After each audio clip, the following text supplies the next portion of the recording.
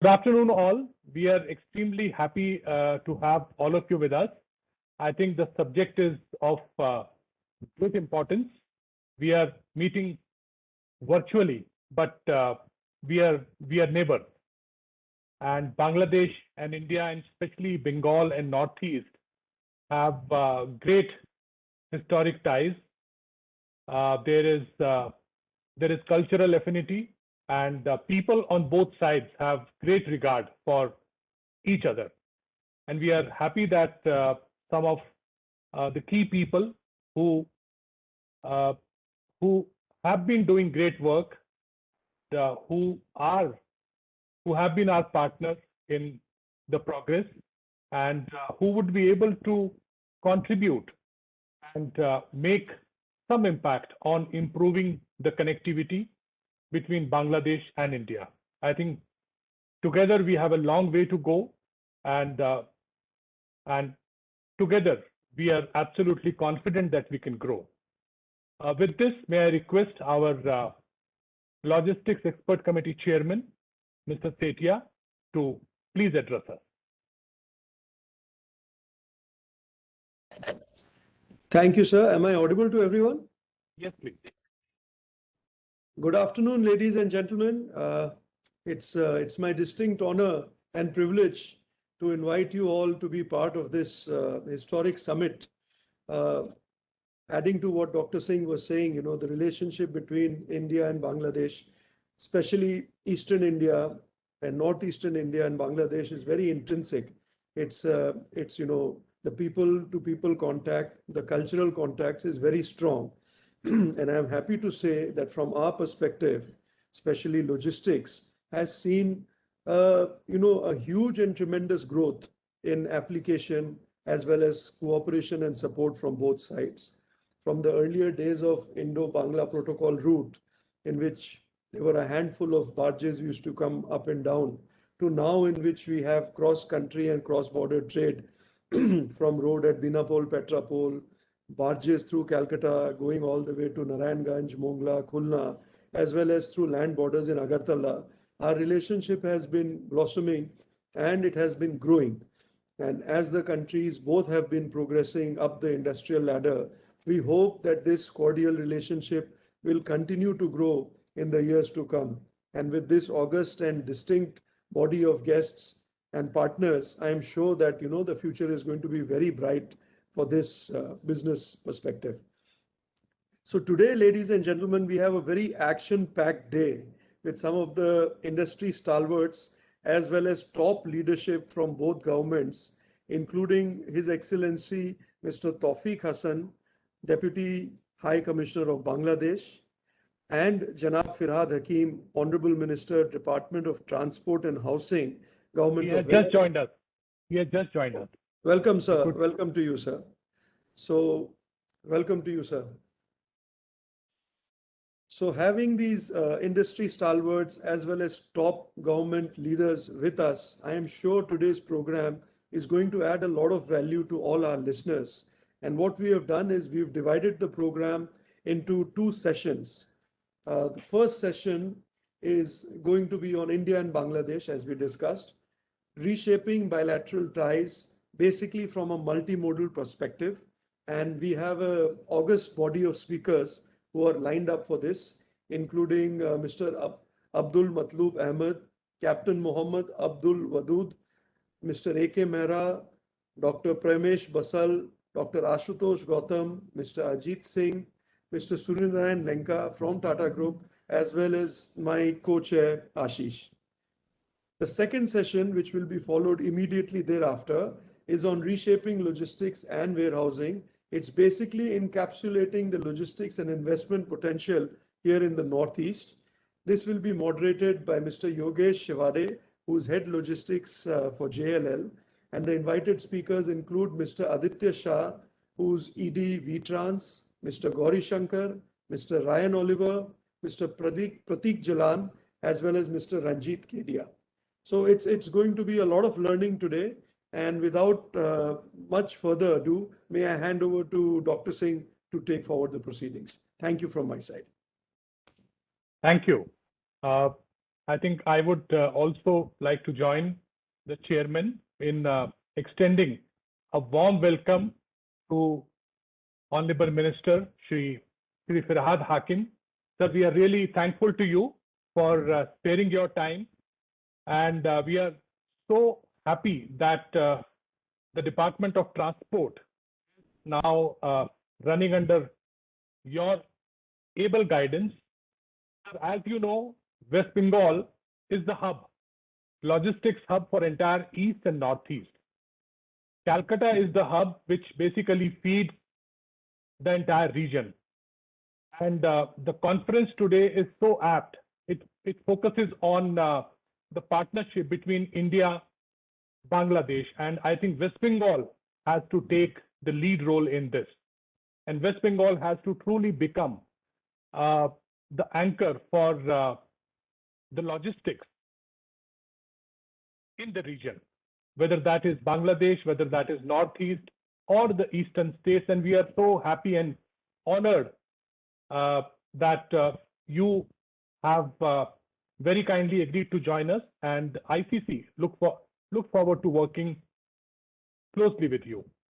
We have also been joined by the Deputy High Commissioner of Bangladesh. Warm welcome to you, sir. And let's request JLL to kindly take us through the theme PPT to share with us what lies ahead, what is the status, what is the gap, and what really the countries can do. Sure. Thank you, Mr. Thank you, Mr. Rajiv. I think with such an august people in front of us in the other side of the virtual platform, there's very little to say, but I would request ICC to present the deck that we have today. Paramita or Sanmigviti? Yes. Debabrata, can you please play the PPT? Yes, sir. Yes, sir. Just I'm sorry, sir.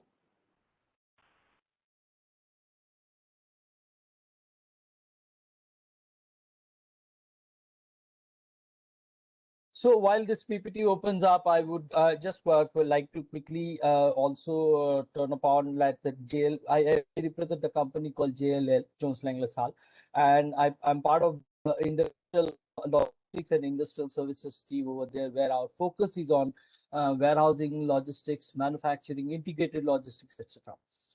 So full screen, please, Deva brother.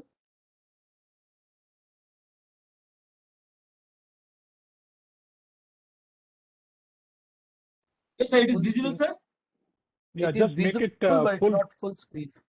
Yes, Just make it full screen. Make it 100%.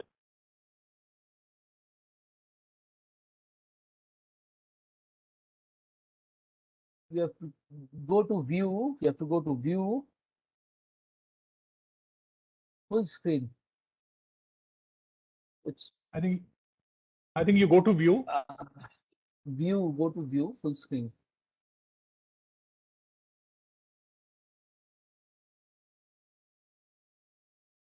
Full screen modes. Control I. Go niche. Okay. Right. Correct. Thank you so much, Devabroto. So next slide, a theme presentation, of course, India, Bangladesh Logistics and Industrial Summit. Yeah.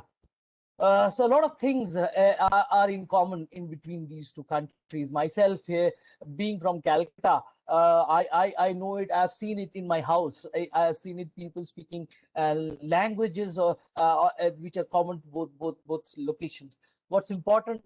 Even our national anthems are composed by one single gentleman, the Vishwakovi Rabindranath Tagore. A lot of things which we have, which are the likes of cricket, football.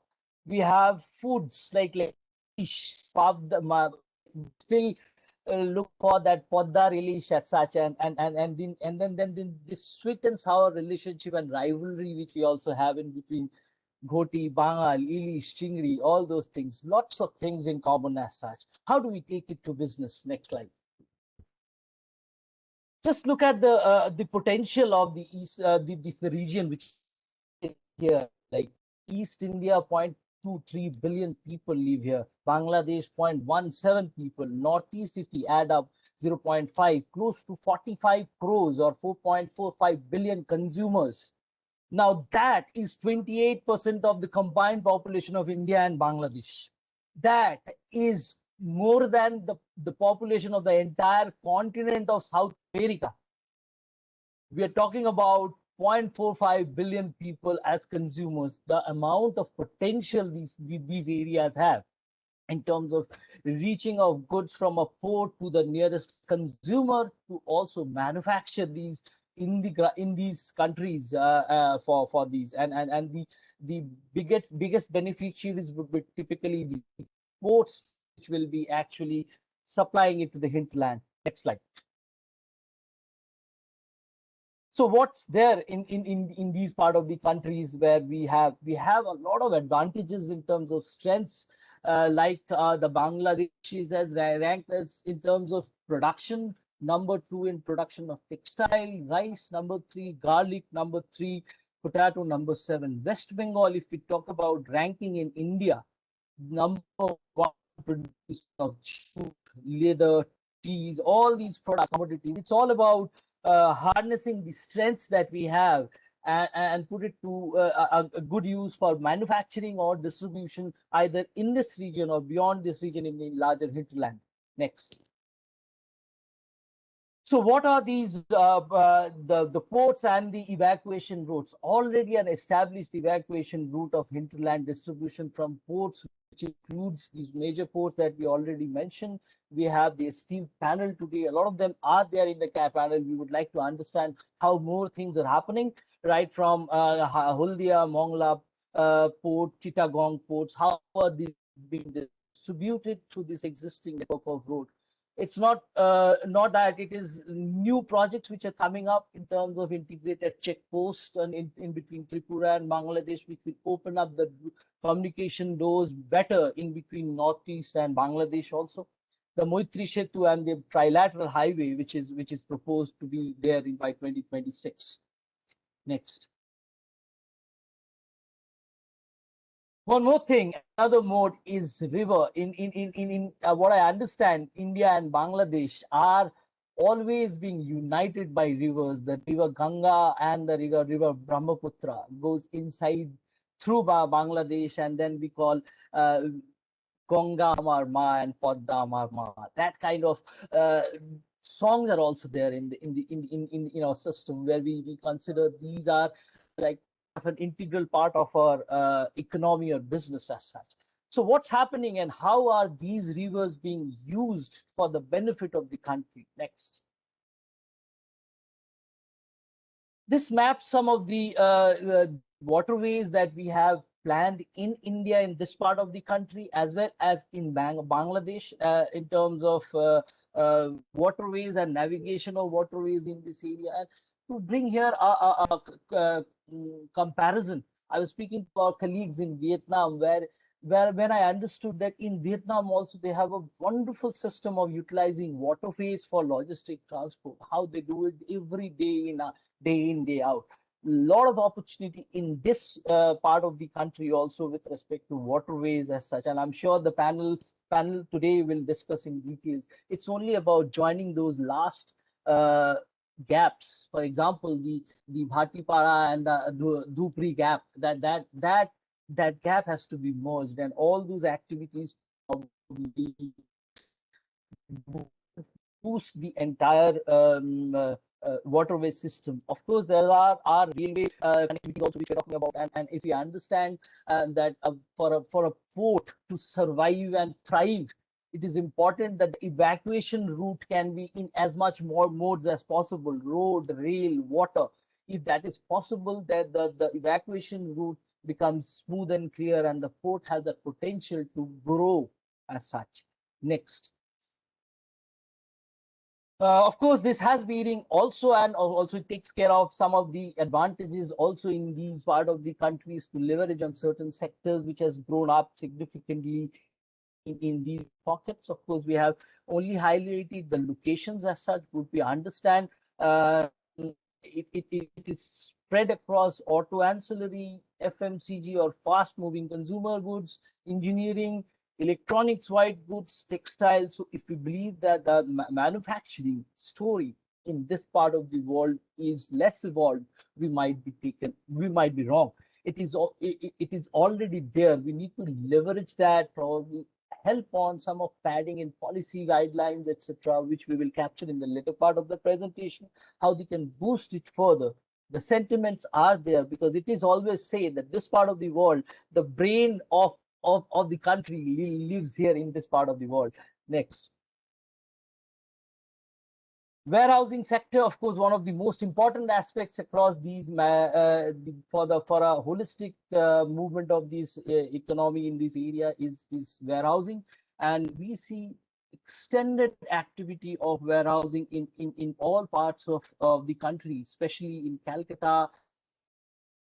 I haven't got data about warehousing corridors in Bangladesh, but I'm sure while we are working with you, we'll be will soon be having good information and working there with you on that domain as well. In each of these locations, what's important to understand that Calcutta has grown up to be among the top 3-4 players in the country in terms of total supply of warehousing space, and we're talking about a market which is gradually growing grade A, organized. Grade A is international quality warehousing standards, and Calcutta is part of that. Already almost 14 million out of this 24 million is grade A, and players right from Amazon, Flipkart to Stellar, DHL, everybody is there in these part of the world in terms of warehousing management, because it starts as this location as the hub location, and then the spokes, which are typically Guwahati, Siliguri lying in the chicken neck position of for distribution. And just imagine the day when we will be able to deliver a good from here to Aizawl through Bangladesh.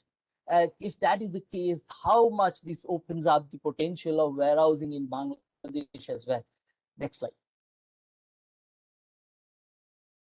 Some policy recommendations. Of course, this is based on our understanding. Next slide.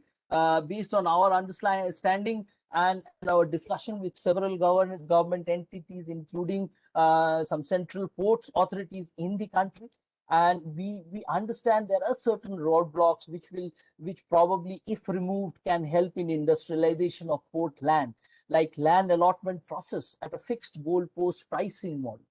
Two things. Shift from a minimum 3 bidder criteria model to probably an UI or application model, where a manufacturer or investor puts up an application, you evaluate based on merit, you allot, and that allotment let it be a fixed goalpost pricing, fixed allotment pricing, which can be pre-decided also.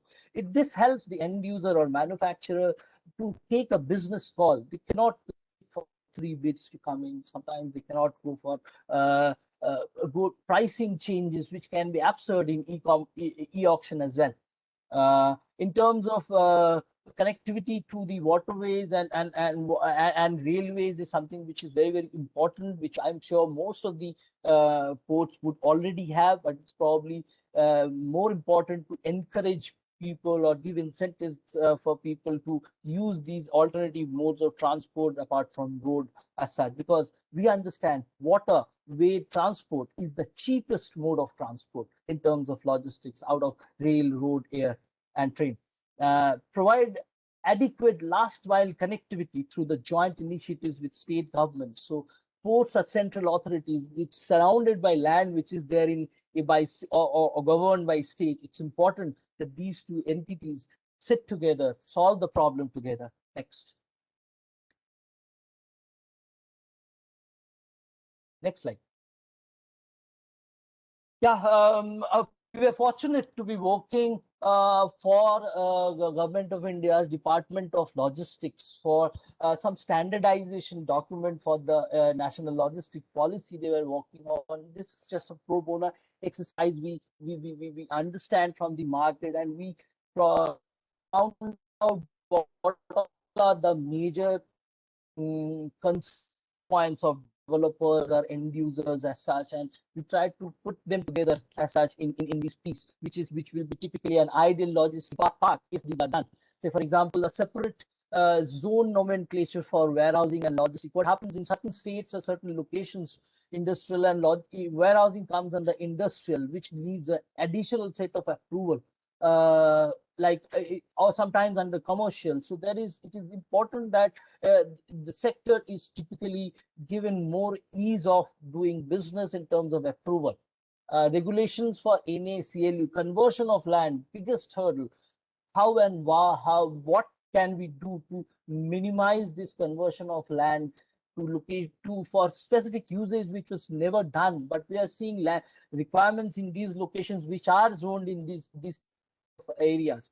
FSI 0.7 or 75% to 100%. We are seeing more and more warehouses going multi-storied also. So not in terms of multi-storied, mezzanine floor. So I have captured that also over there. Like in a mezzanine floor, typically it should not be considered as a level 2 of a warehouse. A typical warehouse, how should it look? 50 to 60, 55% can be warehousing. But what about the rest of activity in terms of utilities, roads, etc., and parking? The biggest problem right now in warehousing is truck parking. So are all the logistic parks equipped to handle good truck parking? Also, there are certain good facilities which takes India to a next level of warehousing standards. It's typically the value-added services likes of the rooftop solar panel, which can reduce your cost by 4 rupees per unit to any operator, warehousing operator.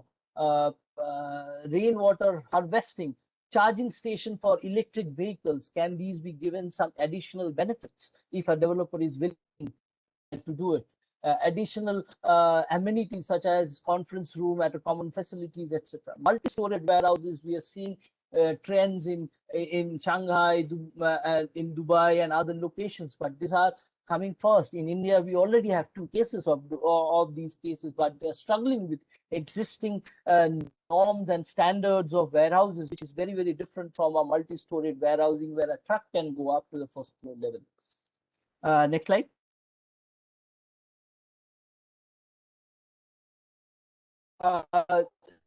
I think that's it from my presentation. Just to point a second on typically what we do. We do warehousing, manufacturing, cold storage, MMLP, FTW, that SEZ, port-led investments. The largest industrial team in the country, walk across transaction to supply chain consulting to industrial consulting, investment services, as well as the ports, airports, and global infrastructure, where our focus is to get more and more investment in the port sector. Next slide. Thank you. I think I'm done with the presentation. I'm sorry if I've taken too long. No, it's okay. Thank you, Mr. Dey. Thank you for very, very elaborate and very useful insight into what is possible and what needs to be done. Our next speaker is Janab Tawfiq Hassan Sahab, representing Bangladesh as the Deputy High Commissioner. May I request you, sir, to please address us.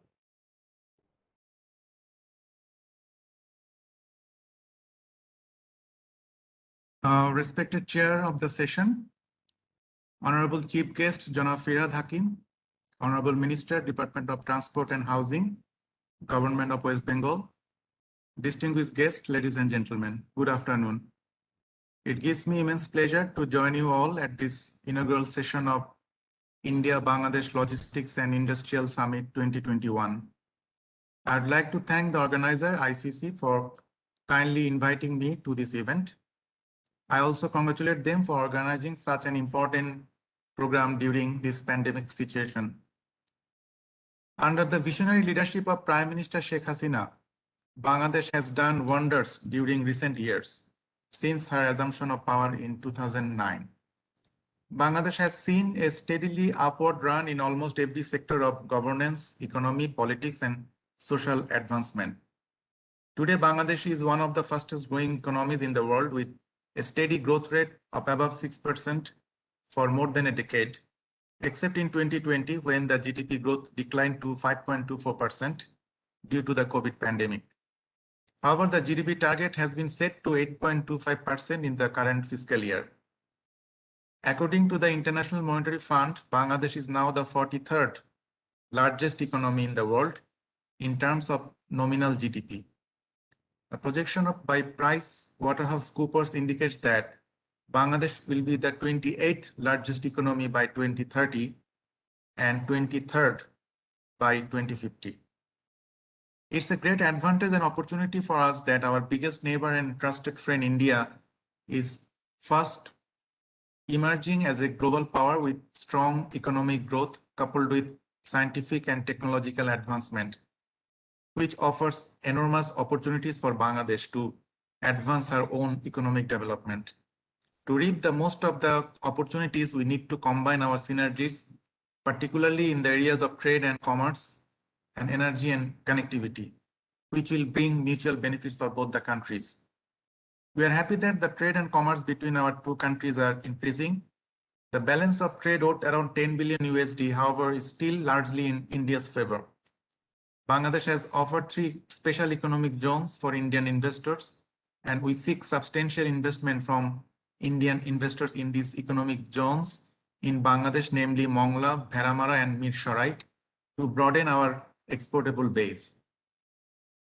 The interesting feature in bilateral economic engagement between India and Bangladesh is that despite common economic advantages, our two nations have evolved in different industry sectors. While garments and agricultural products are exported from Bangladesh, Indian exports include automotives and pharmaceuticals. Indian investors should take advantage of our competent labor cost and closer proximity to Northeast markets. To this end, several Indian mega companies like Hero Motor Corporation, Tata Motors, Marico, Imami, Dabur, Asian Paints, Godrej, they have set up such projects in Bangladesh. We may also delve into joint venture partnership in important sectors such as agro-processing, automobiles, ceramics, chemicals, light engineering, ICT, hospital and medical equipment, pharmaceuticals, tourism, and textile sectors. Connectivity offers a game-changing opportunity for India and Bangladesh, which would bring about unprecedented benefit for us as well as for the region. There are 34 functional land customs stations and 2 integrated checkposts on the India-Bangladesh border through which movement of cargo by roads takes place. 2 ICPs with state-of-the-art infrastructure for movement of cargo are at Agartala and Petrapol. Around 37% India's trade with Bangladesh passes through the Petrapol-Benapol land border. The inland waterways between India and Bangladesh can also be used for movement of cargo. This is facilitated under the Protocol on Inland Waterways Trade and Transit, PIWTT, which allows movement of goods over barges or vessels through the river systems of Bangladesh on 8 specific routes between India and Bangladesh. The PIWTT also allows for transshipment of goods to India's northeastern routes through the Ashuganj River Port in Bangladesh, and from there to Akhaura, Agartala by road. India and Bangladesh have a coastal shipping agreement signed in June 2015. This allows for direct sea movement of bulk cargo between the two countries. It has the potential to decongest roads and land customs stations through which most of the trade is taking place now. Agreement on the use of Chittagong and Mongla ports for transfer of goods to and from India was signed in October 2018. The agreement is expected to be operationalized soon. The bus services on Kolkata-Dhaka, Agartala-Dhaka, Kolkata-Agartala, Guwahati, Shillong, Dhaka, and Kolkata-Khulna routes are operational. The pre-1965 railway links between the two countries are also being revived. 4 of the erstwhile 6 rail links are already operational. The remaining 2 links are also under consideration for revival. A new rail link between Akhaura and Agartala is being developed to connect Tripura and Bangladesh. The Chilahati-Holdibari rail link also was re-established on 27 March 2021, paving the way of greater connectivity with Nepal and Bhutan. Moreover, this route can facilitate both-way traffic to and from our Mongla port. A new bridge called Moitri Setu on Feni River was inaugurated on 9 March 2021, connecting Bangladesh and Tripura. Tripura will now become the gateway of Northeast with access to Chittagong port of Bangladesh, which is just 80 kilometers from Sabrum. There are presently around 100 flights operating weekly between India and Bangladesh, connecting various Indian cities like New Delhi, Kolkata, Mumbai, and Chennai to Dhaka and Chittagong. India and Bangladesh are also signatories to the BBIN Motor Vehicles Agreement. A trial run for passenger service on the Dhaka-Shiliguri Nepal route was also conducted in April 2018. The two countries also have an MOU to run cruise and passenger services on routes covered under the Protocol on Inland Water Trade and Transit and the Coastal Shipping Agreement. Thus, Bangladesh-India bilateral ties can act as a catalyst for strengthening regional and sub-regional cooperation and integration like BBIN, BIMSTEC, and ASEAN. All these connectivity projects will facilitate the exploration of more opportunities through trade and investment. I'll conclude by telling that most of the growing economies like US and China have undertaken their primary trade and investment projects in their neighboring countries. Similarly, India can also play a vital role in furthering our economic prospects. It is the geographical reality that Bangladesh and India are neighbors and acknowledge the role of each other for their own developmental activities. This year, we are celebrating the birth centenary of our father of the nation, Bangabandhu Sheikh Mujibur Rahman. We are also celebrating the golden jubilee of the independence of Bangladesh, as well as the 50 years anniversary of the diplomatic relations between Bangladesh and India. Therefore, we should heavily explore all the opportunities and possibilities available in these long-standing friendly bilateral relations for our own national interest as well as for the region as a whole. With this, I would like to conclude here. Thank you. Tawfiq Hasan Saab, thank you. I think the kind of engagement both the countries had is tremendous, and the future really looks bright with the connectivity improving and Bangladesh, India, and especially West Bengal and Northeast becoming the hub for the activity. I feel happy now to request our chief guest, Janab Firhad Hakim Sahab, to please address us. Over to you, sir.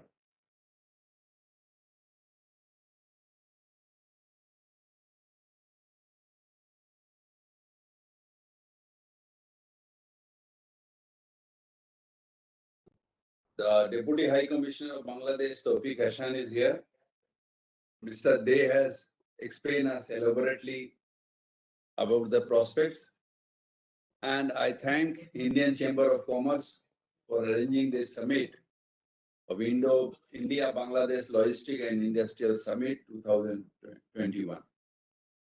I'll not elaborate my speech or anything like that, but I will only have few points to say. As all of us know that the Bangladesh and India has a strong cultural, social, and economic tie. The two countries are united in history and common heritage, linguistic, cultural ties are there. We have many similarities in Bangladesh, especially in West Bengal. We have many similarities with Bangladesh, and Bangladesh is always near to our heart. And as all of us know that the national anthem of Bangladesh and as well as of India is written by our great poet, Kavi Guru Rabindranath Tagore. So we have that song also, Eki Akash, Eki Batash. So we feel comfortable if really a logistic tie, the business grows together. Because India helped on creation of Bangladesh so that as neighbor, we can live together peacefully with harmony and friendship we can grow together, and we can have a happy neighborhood. And that we are playing a great role nowadays. Lately, come to our state, under the leadership of our Honorable Chief Minister Mamata Banerjee, the state is doing towards creation of business, enterprise, job in the state. Besides the sweet relation between the two Didis, that is Mamata Banerjee and our Hasina Didi, has always brought two countries near. The broad customer base, rich mineral resources, large talent pools, state government's pro-industrial policies helping the state as a leading state to drive next phases of industrialization in the country. The West Bengal has always acted as a catalyst for Indo-Pacific outreaches. The key to West Bengal specific in the geography, being the strategically posted for the bilateral trade with Bangladesh, Nepal, Bhutan, Myanmar, and ready access to Southeast Asian countries over the above to domestic market. West Bengal can serve the border market catering approximately total of 300 million customers for its product. I would like to say that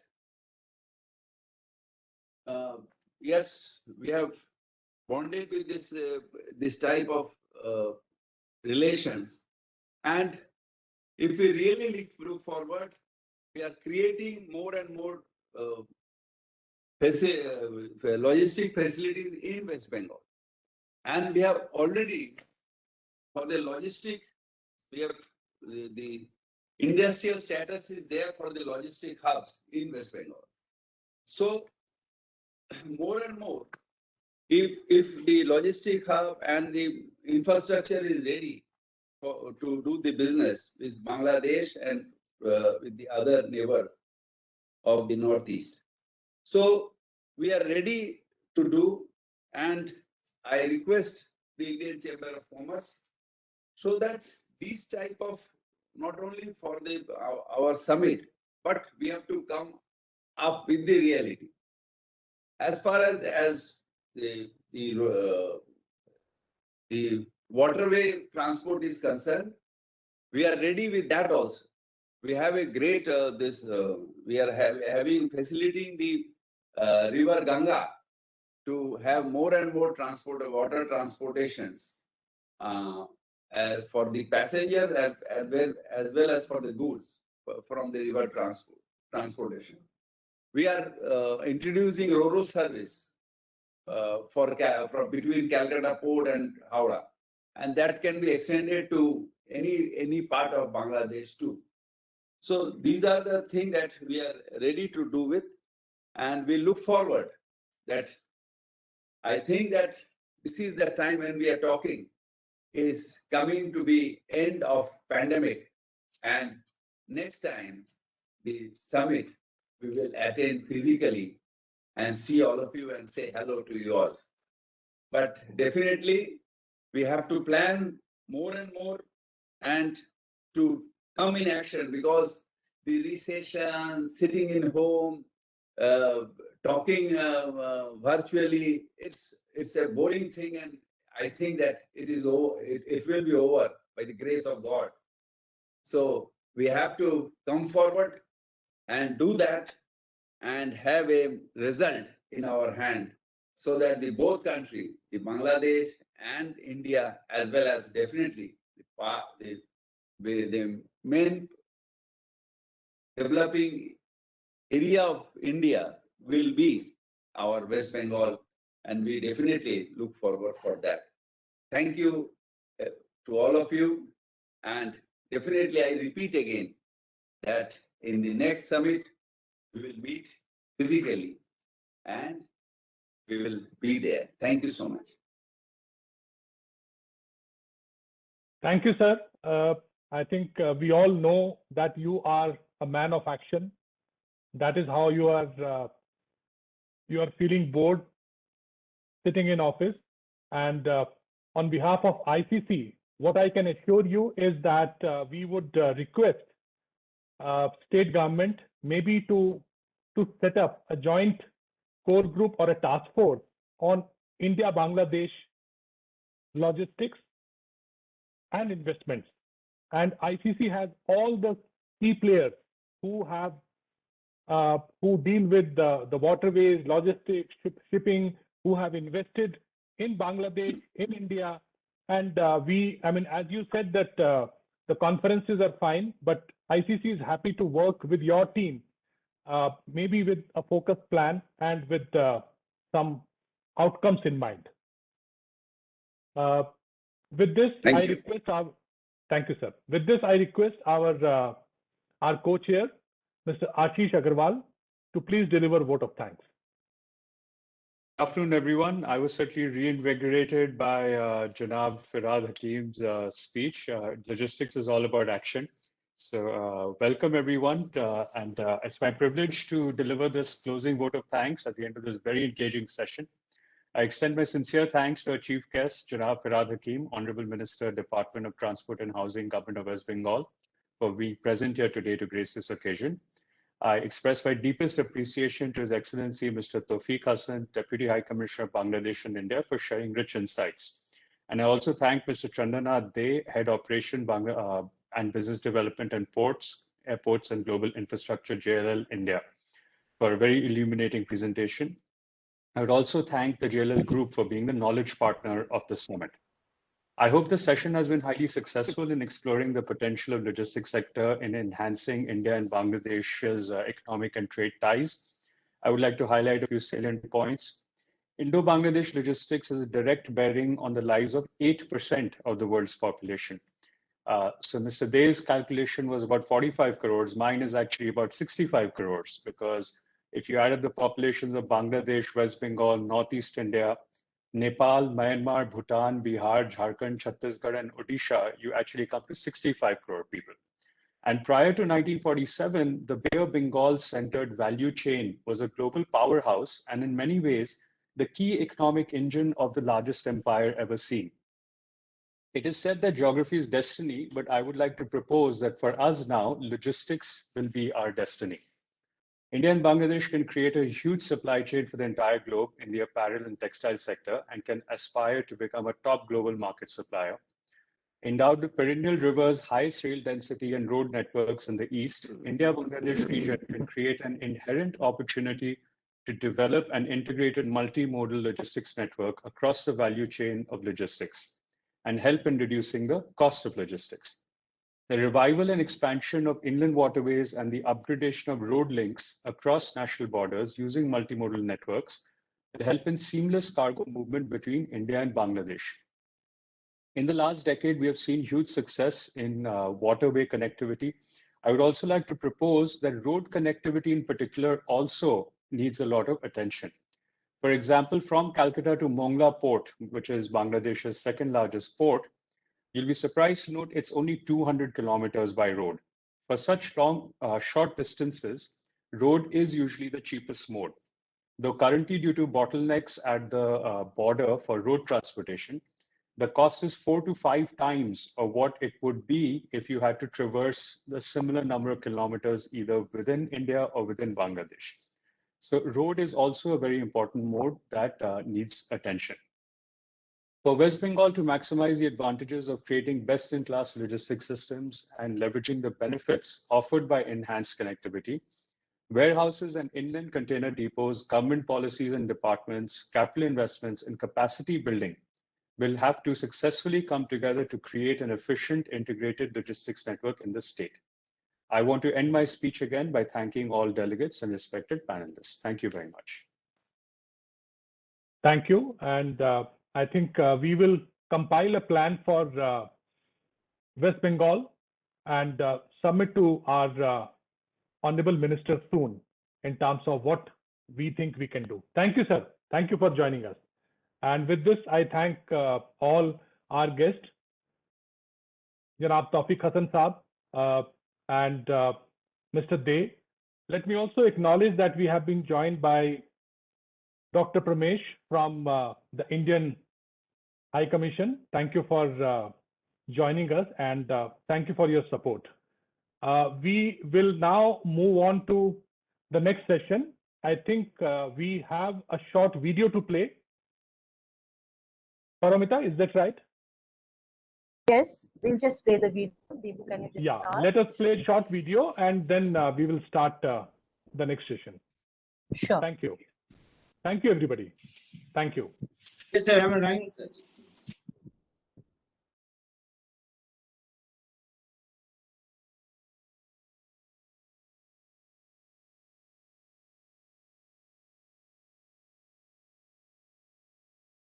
It's a short video which talks about the connectivity status vis-a-vis the ports, and we'll soon have the video with us. Yes.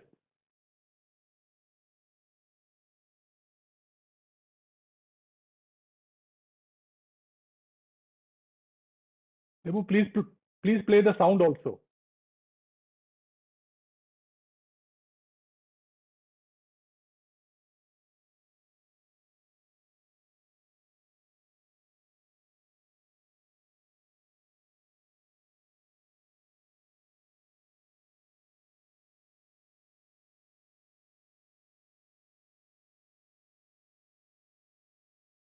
Debu, do we have the sound also for this video?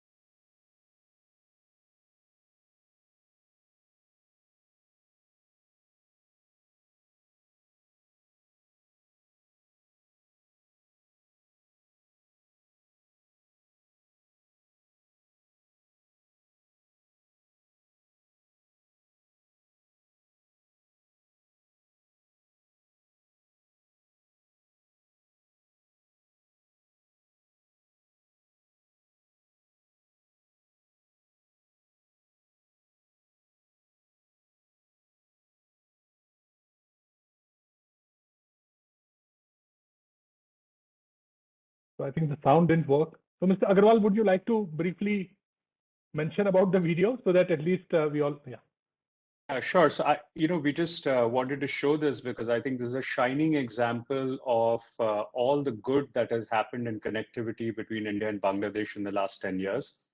And the video that we showed is for another milestone in Indo-Bangladesh relationships. This is the Moitri Power Project. Moitri, for those who don't speak Bengali, means friendship. So it's a friendship power project between the Indian and Bangladesh governments. And it is being funded by the Indian government. It's a JV between NTPC on the Indian side and the Power Development Board of Bangladesh on the Bangladesh side. And the site of the project is just about 200 kilometers from Calcutta. And all the cargo for this project has gone by river route from Calcutta to Mongla port, or has gone from Chennai by ships to Mongla port. So in total, about 110 vessels has been handled. And it's almost 1 million freight tons of cargo over 30 months. Now, this type of logistics exercise could not even be imagined, I would say, 10 years ago. And it's testament to the connectivity improvement that such a record amount of project cargo could be shipped from India into Bangladesh. My only wish would have been that part of this could have gone by road. It would have been a huge saving to both countries if this 200-kilometer distance between Calcutta and Mongla could efficiently be covered by road instead of the current almost 1,400-kilometer journey by water. So that is one example I like to share that, road connectivity is also key between our countries. Thank you. That's a great insight. We now move on to the next panel, and may I request Ms. Sureka Bihani to please take over and start the session. Thank you, Mr. Singh. Thank you, Mr. Singh. Am I audible? Yes, please. Thank you. So, I'll not take much time because I think Abdul Saab has got a meeting to attend and he had given us a time cutoff. So I want to, just give a very brief. The whole idea about this session is to see how we can increase the multimodal transportation between India and Bangladesh, and what are the other avenues that we can work upon. And as ICC, part of the core committee on logistics and supply chain, we're just trying to figure out what are the initiatives we should be working as a team to take it to the government and start really working on these initiatives and get some traction on it. So I'll just quickly introduce the speakers. I have Janab Abdul Matloob Ahmad Sahab, President, India Bangladesh Chamber of Commerce. I have Captain Mohammad Abdul Wadud Tarafdar. He's member, Harbour and Marine, Mongla Port Authority. We have Mr. A.K. Mehra, Deputy Chairman, KOPT. We have Dr. Pramesh Basal, Second Secretary, High Commission of India at Bangladesh. We have Mr. Ashutosh Gautam, Member Technical and of IWAI. Mr. Ajit Kumar Singh, Director Operations Land Ports Authority of India. We have Mr. Surya Narayan Lenka, Head of Tata Steel Logistics Management and Container Service. And of course, our own Mr. Ashish Agarwal, who is the co-chair of the Indian Chamber of Commerce. So starting, sir, my first question to Matloob Saab, sir. Bangladesh has been one of the world's fastest growing economies, in the last decade, driven by its ready-made garment sector and agriculture sector.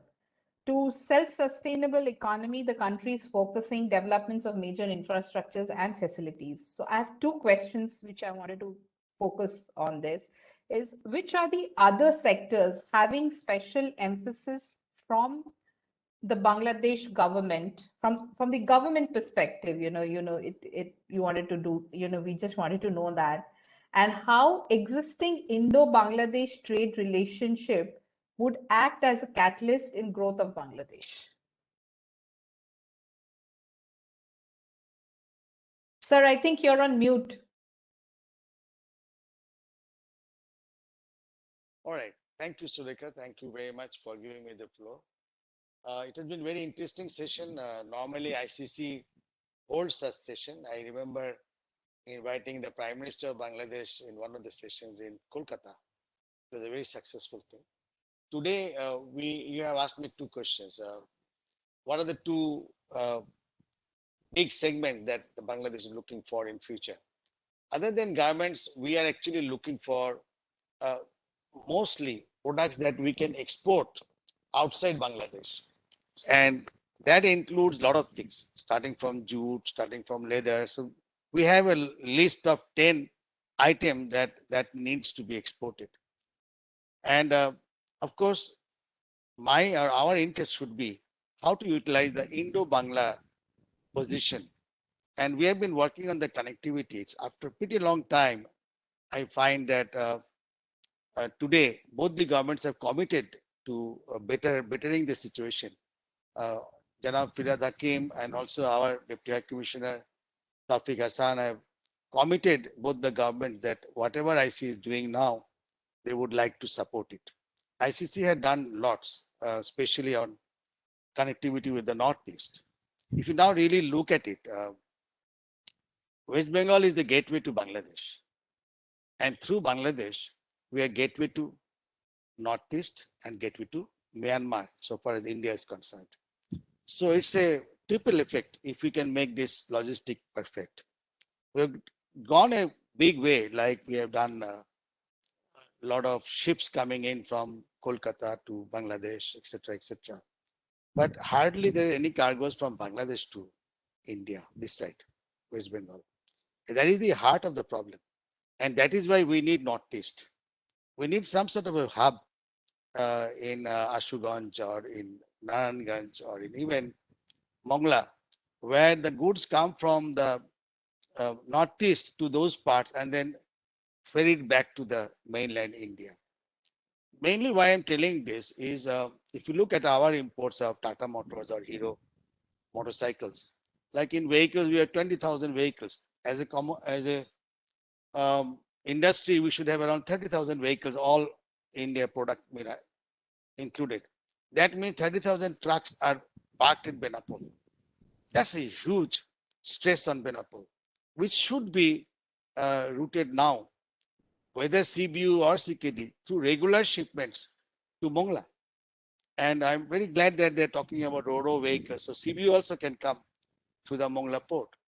But the problem is, if it's a break bulk, there's no regular shipments to Mongla. We should declare regular shipments. Only then we can ask in my LC, CNF, Mongla.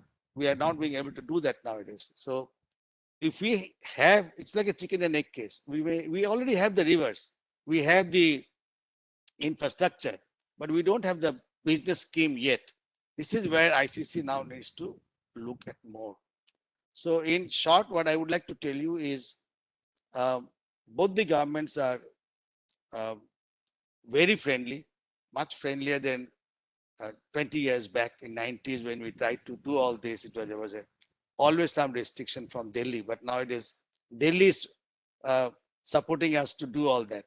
So what I would like to conclude is that ICC must now hold sessions not on the infrastructure or not on the routes, but on the people who will use these routes and how to make it a two-way. So a lot of Indian goods need to go to the Northeast. It can go via that hub and they could drop Bangladeshi goods there and go up to Northeast and then bring Northeast goods straight to India if there's no exports from Bangladesh. My suggestion to the ICC would be to work on this thing, because I was working on the Pangaon port. I could see containers coming in from Kolkata, but containers going empty. Now, when you have one way empty, the cost doubles. So the business people don't want to have it. So either you subsidize and lose money, and there's no meaning of such connectivities if you lose money. So my suggestion to ICC is the right time now. Please speak on the utilization of cargo on both sides. We have enough ports. New ports has also been declared, and now a lot of other things for bulk cargoes are being discussed. But regular shipment of break bulk ships between the two nations has to be declared now. Thank you, Rajiv Singh sir. Thank you, Sweka. Thank you all. Khuda Hafiz. Thank you, sir. Khuda Hafiz, sir. My next question, I would want to request Captain Mohammed Tarafdar to go for it from Mongla Port. So, port typically is a gateway and is a gateway for a country. And Bangladesh, I hope we have him in the call now. Yes. Yes, sure. Yes. So I'm unable to see him. So I just thought I'll just check once. And Bangladesh coastline is strategically located in key shipping line of the world. Under these circumstances, we've observed key initiative taken by the government of Bangladesh to augment and expand its port destination. There are many SEZs which have come up on PPP models in these two major ports, mainly Chittagong and Mongla. So our question is that what are the key initiatives taken by the government of Bangladesh for enhancing port and port-led developments, and how port-linked SEZs and manufacturing are performing? Third is, what are the key highlights on land allotment policies, land pricing, industry category behind the success of the port?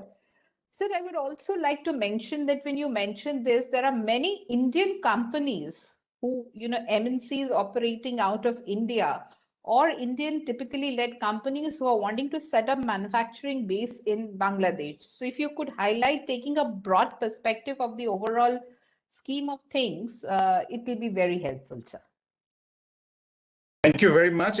May I get a permission to share my presentation, because I have already prepared presentation, and I believe if I present that, that will answer both the question. But, sir, I think you should please do it. You don't need the permission, sir. No, because here I'm not getting the I think link, the host has sharing to content give. link. Yes, sir. I am making, sir, by presenter, Yeah, sir. Yes, just They have to make Sure. you the host, sir.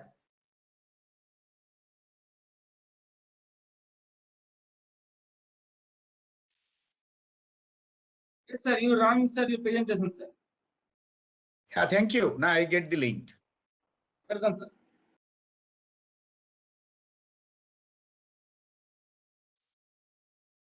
I think everyone can see my screen.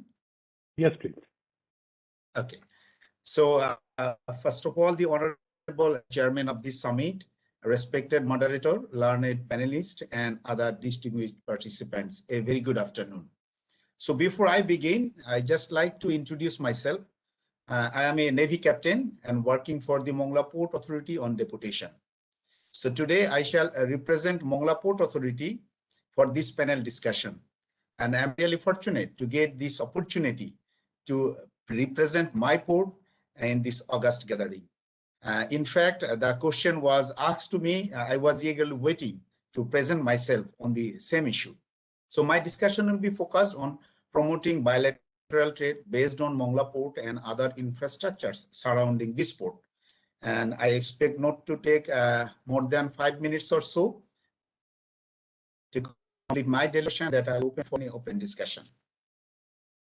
So before let me give you a few highlights of the Mongla Port. The Mongla Port Authority, in short called, is the MPA, and this is the second largest port of our country, and it is the major port which is on the western side of our country. This port serves not only our country, that is the western half, as well as some part of the West Bengal. So this port is around 131 kilometers inside the mainland, and that is how it is well protected from the natural disaster like cyclone. And the Mongla EPJ at the export processing zone, one of the major export processing zone, which is just co-located. That was the first question, that regarding the port, based on the port, how the government is planning. In fact, this export processing zone has been established close to the port or co-located to the port, just to promote the port activity on the western region, not only serving to the other countries, but also to serving to the neighboring countries like Bhutan, Nepal, and India, especially those who are connected through the river and as well as by road and the railways. So this port has got good facilities, and it has got the ILA compliant channel, and it has got at present 6 jetties, and it has got 30 anchorages and 2 mooring. So a huge number, and never ever we get more than 50% of our total capacity. So a number of initiative has been taken by our present Prime Minister since she set on the power in 2009. And just at the moment, I'll just highlight few of the upgradation project that takes us to a higher state.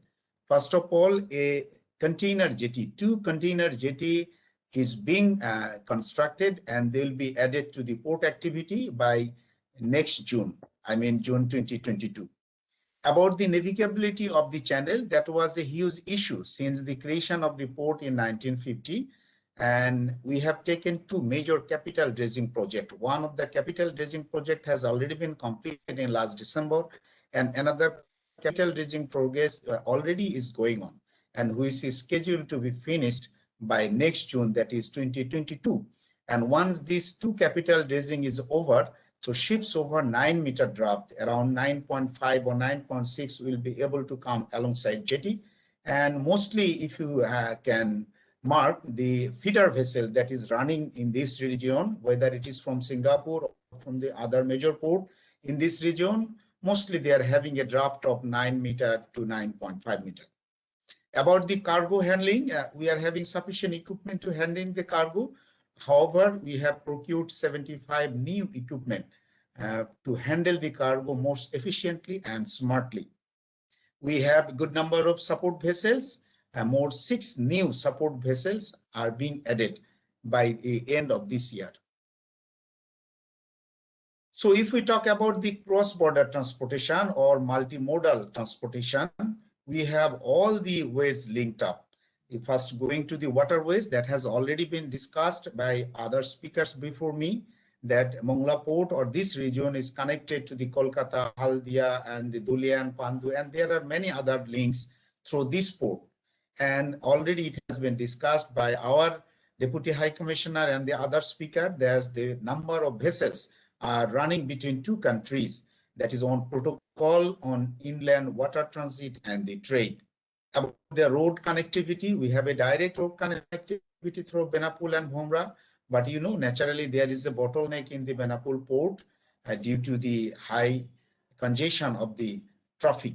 About the railway connectivity, at this moment from Khulna, the railway is connected, and we have a inland cargo jetties in the Khulna city, from where we also handle cargo through the railways.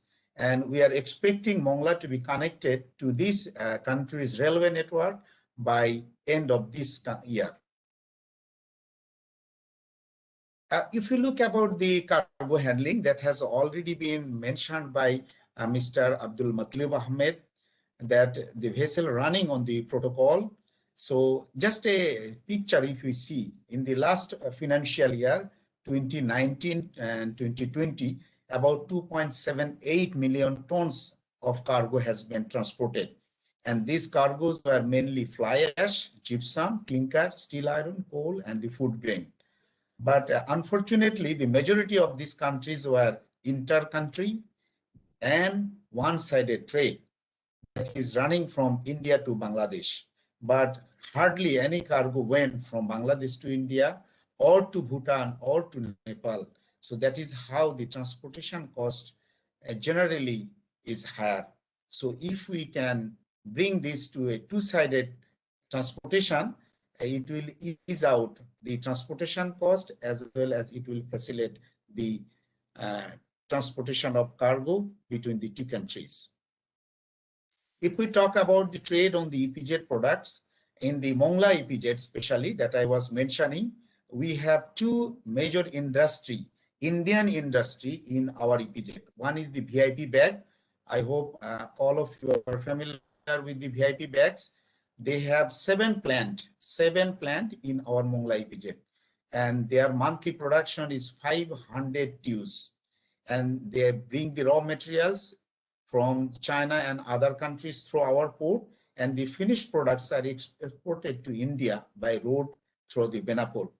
And as I already mentioned, that there is a bottleneck in Benapol, and that is why they are interested to use the waterways. At this moment, the vessels plying between Bangladesh and India using the waterways, they are carrying mostly the cargo. But to carry the finished product of the VIP bag, they needs the container ship. But they are not getting container ship because from the other side, nothing is coming through the container. About the edible oil refinery, we have a edible oil refinery plant that is owned by the Indian businessman in our Mongla EPZ. Their raw products are imported from different sources through the Mongla port and as well as sometimes through the Chittagong Port Authority. This refined oil exported to the eastern part of the India by road. Their yearly production is generally 50,000 to 60,000 metric tons, but due to COVID, at this moment, their production is reduced to 25 to 30,000 metric tons. But the same product can be exported to the West Bengal as well, as we have the facility, and so this can be exported. About the manufacturing and opportunities in the port and the hinterland, that was the second question to me.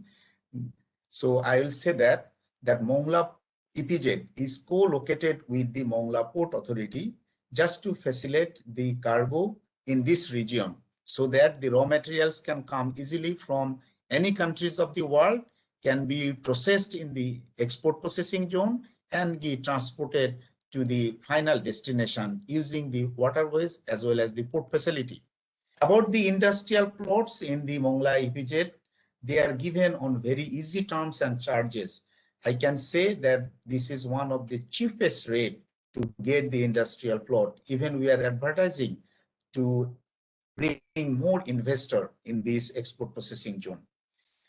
If we go out of the export processing zone, the public lands are also cheaper in any part of our country with adequate electricity facility. Previously, we have been discussing about the Moitri power plant that is being built close to our port, only 5.5 kilometer. And when this plant will go in production, and we are expecting by end of this year, the plant will go for production. So we will have a huge power capacity in the western sector of our country, which can meet the requirement of all the industries of this region of the country.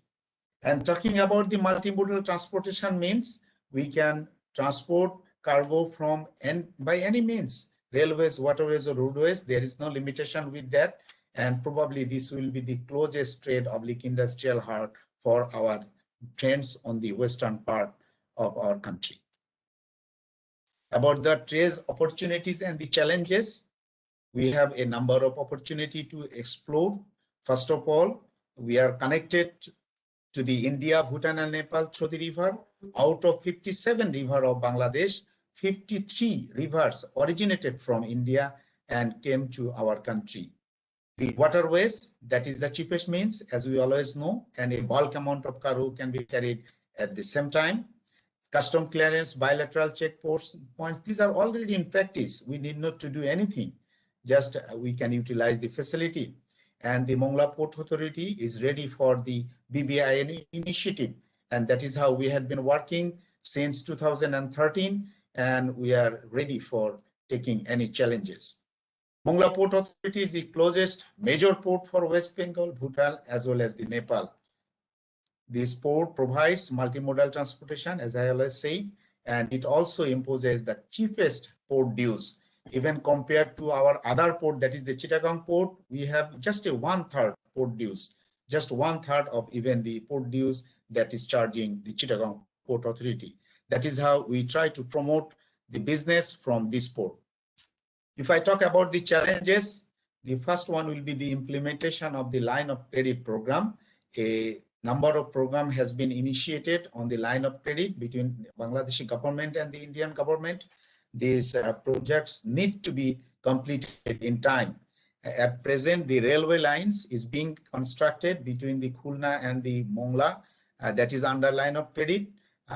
It is supposed to be finished by end of this year, but for a number of reasons, the work is being delayed, and hopefully it will be finished next year. And also there is a upgradation project with the Mongla Port Authority, and that has not yet started. So probably this line of credit program or the upgradation program needs to be completed in time.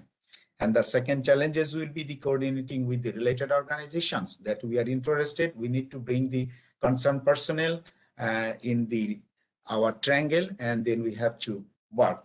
And last but not the least, we have to change our mindset that how we want to go about improving the bilateral trade in this western region of our country. So that's all. I think I'm at the end. And if you have any queries, I can go about that. Thank you, sir. It's been a real eye-opener. I think there's a lot of insight which was there in this presentation. It was worth spending this time. And sir, I think there are many people who are there as guests in this session who are hearing what you're saying. It will be a big boost to them to understand, going into Bangladesh is not as difficult as many challenges are getting seen from the outside world. So, we've been talking a lot on this inland waterways. Paromita has Mr. Gautam joined us because I think he said that he would be. Ma'am, he'll be just joining in 5 minutes. Yeah. Okay, so then, Mr. Mehra, the question to you, sir. Yeah, a question to you, sir.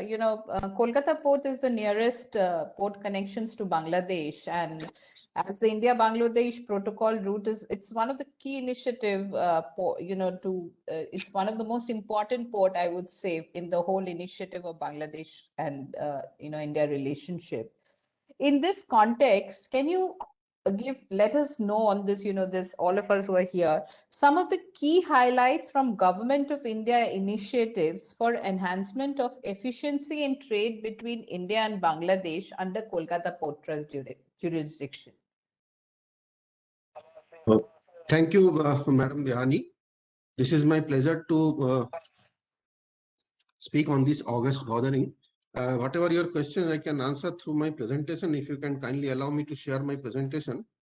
So it will answer many of the things, including our position of our port and facilities available and how we are marketing our port for the Indo-Bangladesh protocol route and how cargo are started moving. Kindly allow me to share my presentation. Sure. ICC team, can you please make him? Yes, sir. Yes, sir. You run your presentation, sir. Yeah.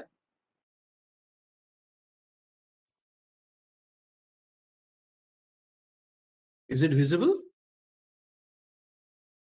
Yes, sir. It's visible. Yes, sir. Just a minute. Okay. Thank you very much to ICC for inviting me on this August gathering to present what is available in our port, which is the closest to our friendly country, Bangladesh, and how we in Calcutta port, of course, the name of the port has been changed last year. It is now Samaprasad Mukherjee Port. So how we are poised for the bilateral trade through inland waterways connecting this port. I will give a brief presentation about our port. This port is the first major port in the country in India. Just a minute. Yeah. The Samaprasad Mukherjee Port, erstwhile we used to call it Kolkata Port Trust or KOPT. This is the first major port of India, established in 1870 recently. In the last year, we have celebrated 150 years. Our port is an inland port and the river port, and we are situated, this Calcutta is situated about 232 kilometers inside, and Haldia is situated about 75 to 80 kilometers inside the river. This is an all-weather port, and this is the only port connected through rail, road, and inland waterways. And we are the terminal port with attractive dry docking facilities. And cargo handling capacity of this port, both Calcutta as well as Haldia taken together as on today is 100 million ton, out of which Haldia capacity is 75 million ton and Calcutta is 25.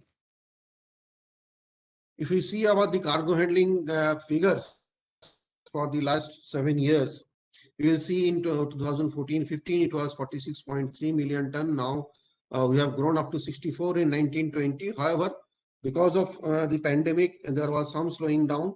So last year we have featured 61 million ton. However, this year in the first quarter, which is ending today, our cargo handling in the handling period of the year is more than 20% above than the last year. The container traffic is actually our key traffic through Calcutta. I mean, talking about the KDS, the Kolkata Dock System, and our total cargo container handling has grown from 14-15. It was 6.3 lakh TEUs to 8.48 lakh TEUs. Last year, again, due to this pandemic, it has come down. But this year also, at this moment, we are growing more than 22% in the container. And by the way, this Calcutta port as a whole, taking Calcutta and Haldia together, we are the third among the major ports, and second being Chennai. Now I'm coming to the specifics about the connectivity with Calcutta port, with the Bangladesh, and how we are poised. And you see this historically, the major partner in handling trade of Bangladesh is India. In 2021, we have handled about 32 lakhs, that is 3.2 million tons of Bangladesh cargo, including 1,507 TEUs of container, highest among major ports. Strengthened by the India-Bangladesh Protocol Treaty Bangladesh cargo and vessel charges are subsidized by 40%. Whatever our schedule of charges, we are giving 40% rebate and granted coastal benefits. Though this is exempt cargo, however, we treat as a coastal benefits, and as per the Government of India policy, all coastal cargo related charges as well as vessel are getting 40% rebate. So these facilities are also extended to all the vessels as well as cargo going to Bangladesh or coming.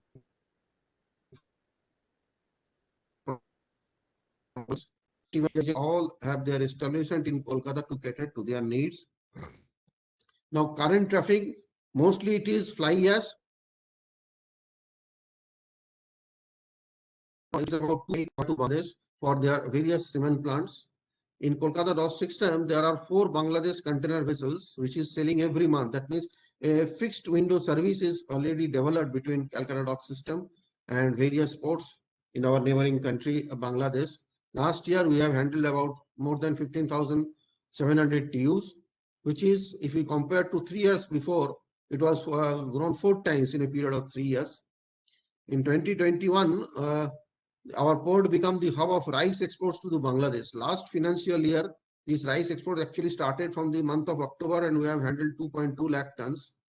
This year, by this time, we have already handled 2.5 lakh tons shipments, and our target volume in this particular year is 2021. 21-22 is 4 lakh tons. Apart from rice, maize, stone chips, sponge iron, project cargo, or other new cargo has moved to waterways through the Bangladesh.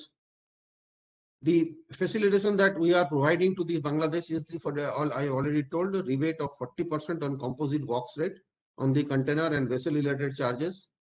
In our Khidirpur dock, we have declared as hub for Bangladesh and IWT cargo. That means these berths are getting priority berthing for Bangladesh bound ships. We are providing 20 days storage free time for any rail bound container export and 15 days storage free time for road bound container exports. That means container which is coming for export through road, it will get 15 days storage free time, and those who are coming by rail rake to our port, 20 days storage free time, and 6 days free time for break bulk cargo like steel. And we have got dedicated storage and destuffing space for containers. Now we can give, there are very, very recent developments in those protocol road cargo movement.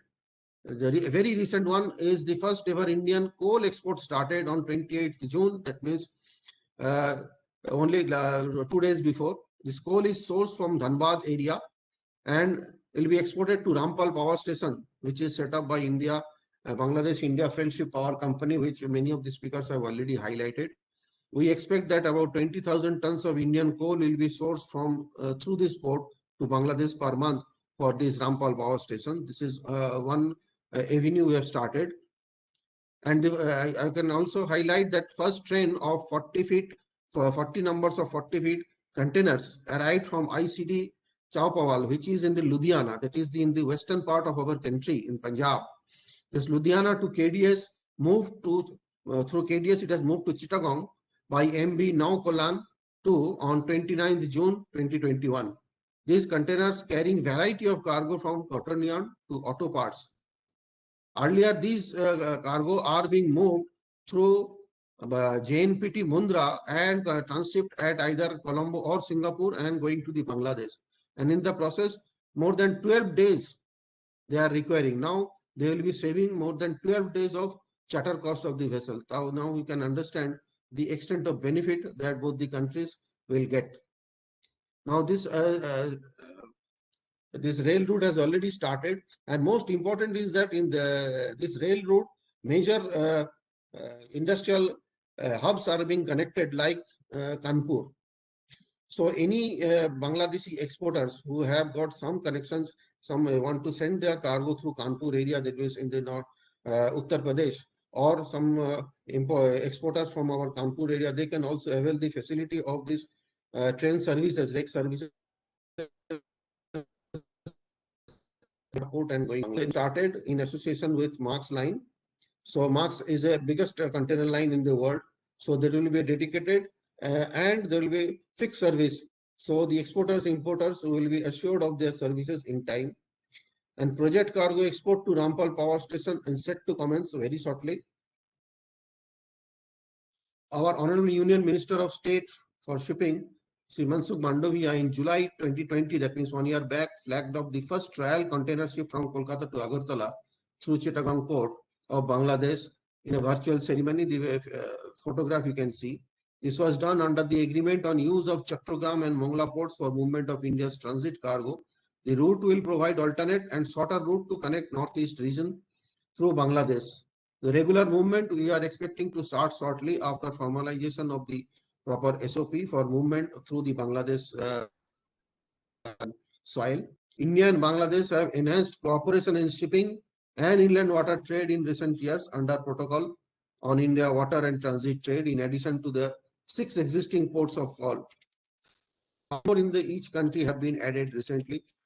Now, dredging in the inland waterway routes in the ongoing as an MOU signed between the two countries for development of Bangladesh fairways, and cruise services are also commenced between the two countries.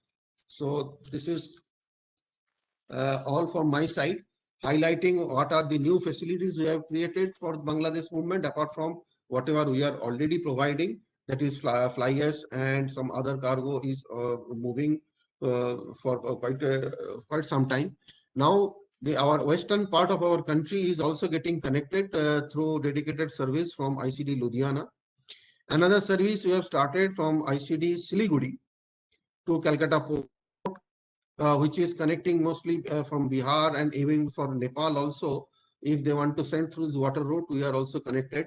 Basically, this is for the export cargo, but if some importers of Bangladesh can utilize, these facilities are also started very recently.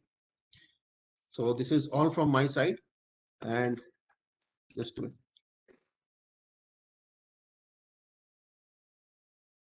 So, yeah. This is all from my side for the time being, and if any queries and observations, I am here to reply. So I just think I'll just take a question with you. There's someone from the by the name of Mr. Mishra who's come up with a question that they are planned. I'm taking the questions in between because I don't think so we'll have time at the later end. He said he wants to export LCL and FTL of food items, but he's not getting economical ways of doing it because it seems there's some very high cost duty which is coming in it. So maybe can you just throw a light on it? 1 minute, 2 minutes, then we just progress further. We are providing the service. I already told this Bangladesh cargo and vessel-related charges. We are already providing 40% discount on that. And if their question is regarding the duty, I think our customs counterpart will be able to tell about the duty. Yeah. Which is not my cup of tea. Yeah. I think Mr. Mishra, you should be using the waterways now, as co-chair Ashish had already said. That's one of the most easiest way of transporting now. I think Mr. Gautam has joined. So, Mr. Gautam, we wanted to take this question. There's been a lot of discussion with the growth of Indo-Bangladesh trade, waterways playing a big role in the Indo-Bangladesh waterway trades. So, just wanted to know your, I again can't see him. Paramita, has he joined? I'm so sorry. Yes, he has joined. Okay, Yes, okay. Thanks, Mr. Singh. So, Mr. Ashutosh Gautam, we've been discussing a lot on inland waterways in your absence, but still we would like to hear on view on, how inland water transport system can facilitate Indo-Bangladesh trade practice with more cost effectiveness. And what are the future plan of action for IWAI in coming days to augment existing capacities of waterways route in and around the connecting points at Bangladesh, sir?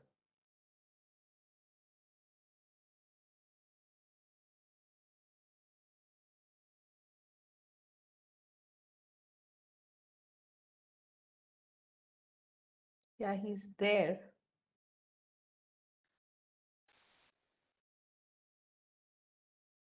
I think we I can think go to the next one. Next question. Yeah, I Yeah, think we'll maybe. just, because in shortage of time, we are already Yeah. running late.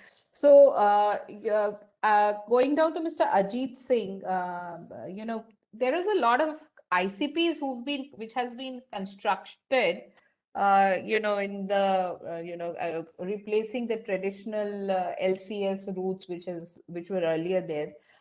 If you can throw light on how many ICPs has been operational, and how many are more under construction, and for using, and how we can use this for the future prospects. How do you think we can use this to better our road facilities, the kind of cloud, the problem which is happening today at Petropol or Benapol, the problems which is happening with road transportation, what value addition can these ICPs do?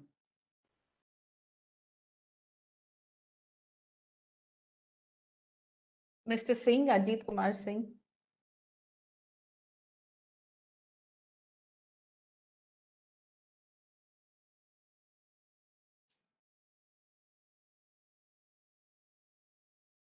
I'm sorry, I don't think so. I see him, Rajiv sir.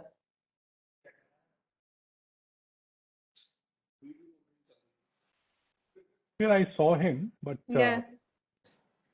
he's not there now. Maybe. Yeah. Maybe in the meantime, we can go to the next one. I think Yeah, Paramita and team will speak yes, to them yes. and find out. Maybe request them to just maybe Yeah, log in Mr. again. Gautam, have you joined again? I just saw you. Yes, good afternoon, everyone. I have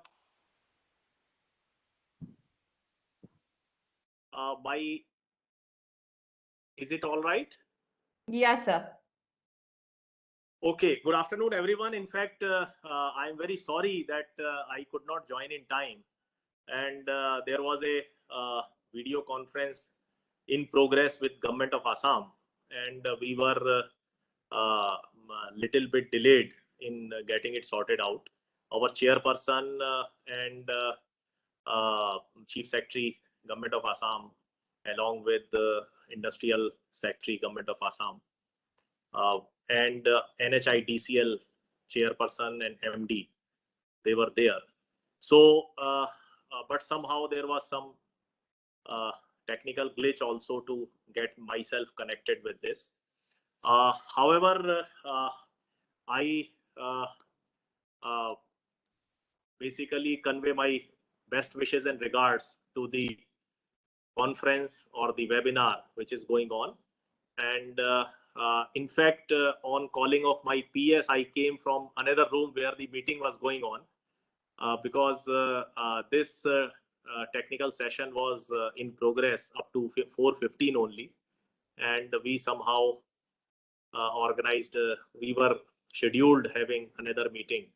So since he was calling me, so I just came and just say hello to all of you. And That's very kind of you, sir. In case you permit me, because in that meeting also something important is going on. Yes, and, sir, please, sir. No problem at all.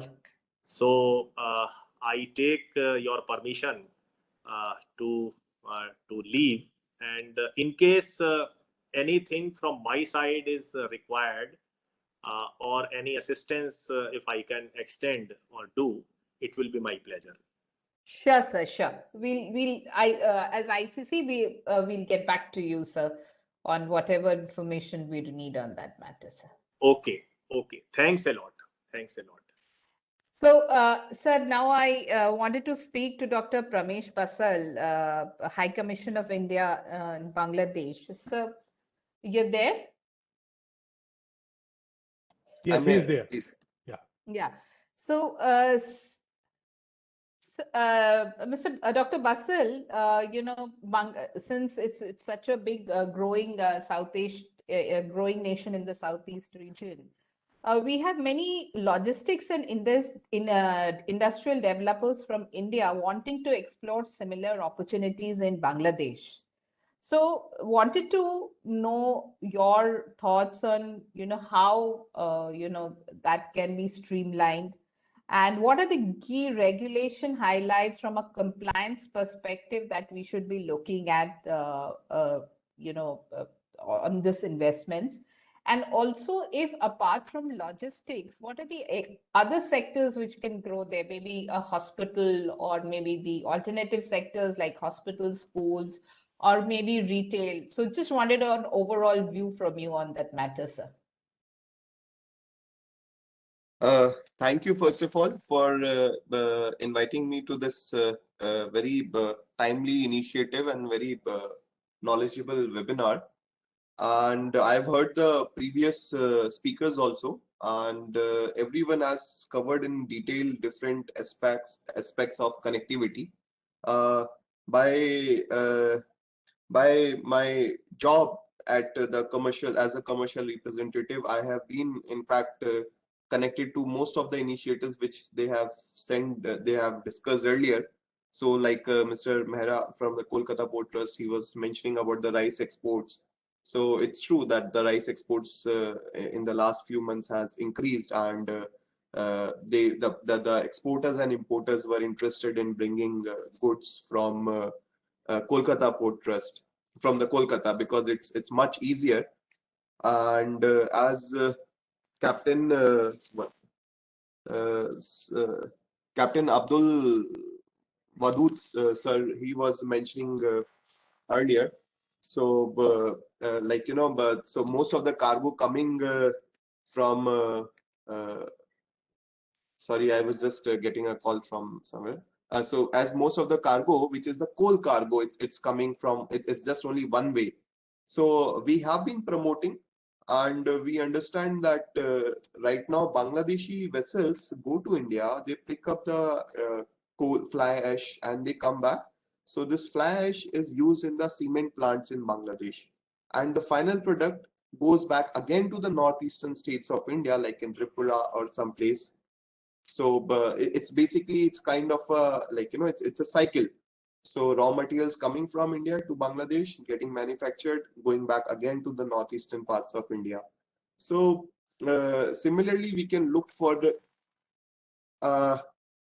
just give me a second, just I'm so sorry, but I'll have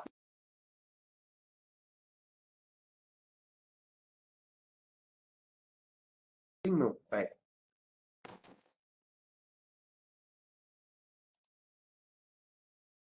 So, so a lot of connectivity initiatives like agreement on the Chattogram Mongla port is there. We have done the trial run with the help of Kolkata Port Trust.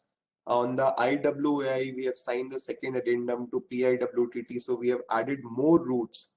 And on the railway side, it is one of the very good successful story in the last year because of the COVID pandemic.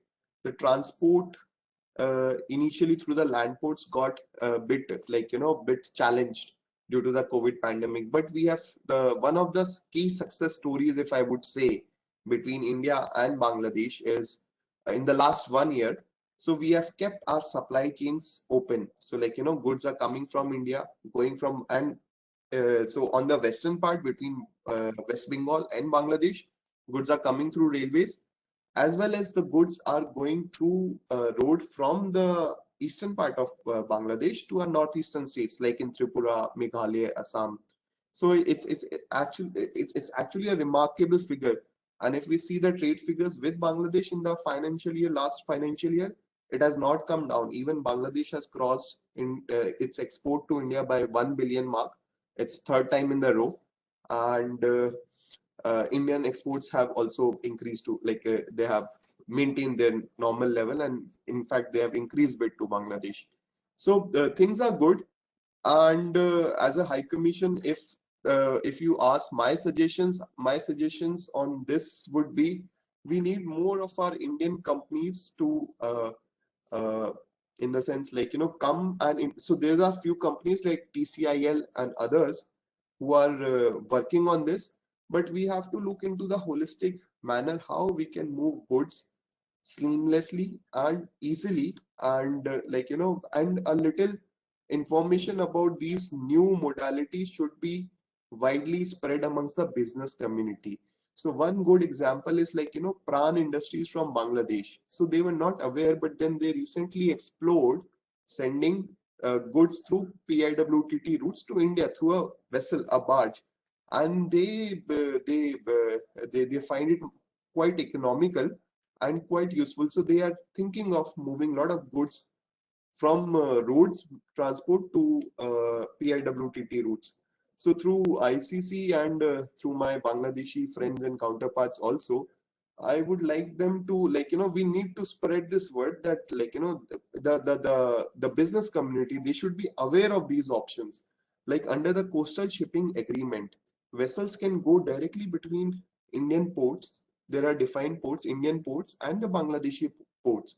And as my colleague from Kolkata Port Trust was saying, the cost and freight is so much lesser, and there's a restriction of some 6,000 metric tons, 6,000 metric tons of vessel size, because it also includes riverine routes, but it provides a good opportunity to move container vessels between to and fro between Bangladesh and India.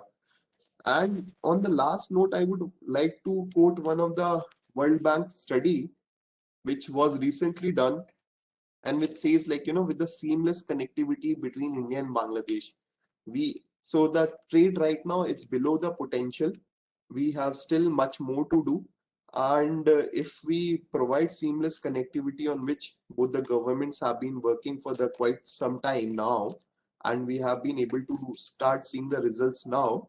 So the Bangladesh exports to India will increase by 297%, and likewise Indian export to Bangladesh will increase by 172%. So all these connectivity options, they provide us, they will lead to the growth of the whole region as a whole. So with this, I would like to end. And if any questions regarding anything, you can always ask your members to reach out to us. We have a very good connection with all the chambers and ICC, of course. And if we could be of any help in any information, just let us know. Thank you. Sure. Thank you, Mr. Basli. Mr. Ajit Singh, I think you've joined the call. We can see you. If you can just tell us a hi, sir. Hi, ma'am. Good evening. Good evening. We were missing you last time. I think you got disconnected somehow. Yeah, I was there only. I think since 3 o'clock, I'm sitting here. I'm watching and listening everyone, and it's my pleasure to attending. This is the first interaction with the ICC and all. So, thank you so much, sir. So we just wanted to know about the integrated check posts. The things that it's there's a lot of integrated ICPs which are getting done across all the sister states bordering India. And I think we've set up a couple of them across India-Bangladesh borders also. So just wanted your thoughts on how they would make the routes easier, how they'll be more efficient in the way they help the goods cross over, and how it will be more easier for people traveling by roads, because we've been hearing a lot of concerns on road transportation between India and Bangladesh. thank you, ma'am. First of all, I'm just giving a brief about the LPA, the Land Ports Authority of India. Basically, it's a government agency responsible for coordinated function of various government agencies and other service providers. And it basically, what we do, we basically plan, develop, construct, maintain, management of all the integrated checkposts. That is our sole mandate.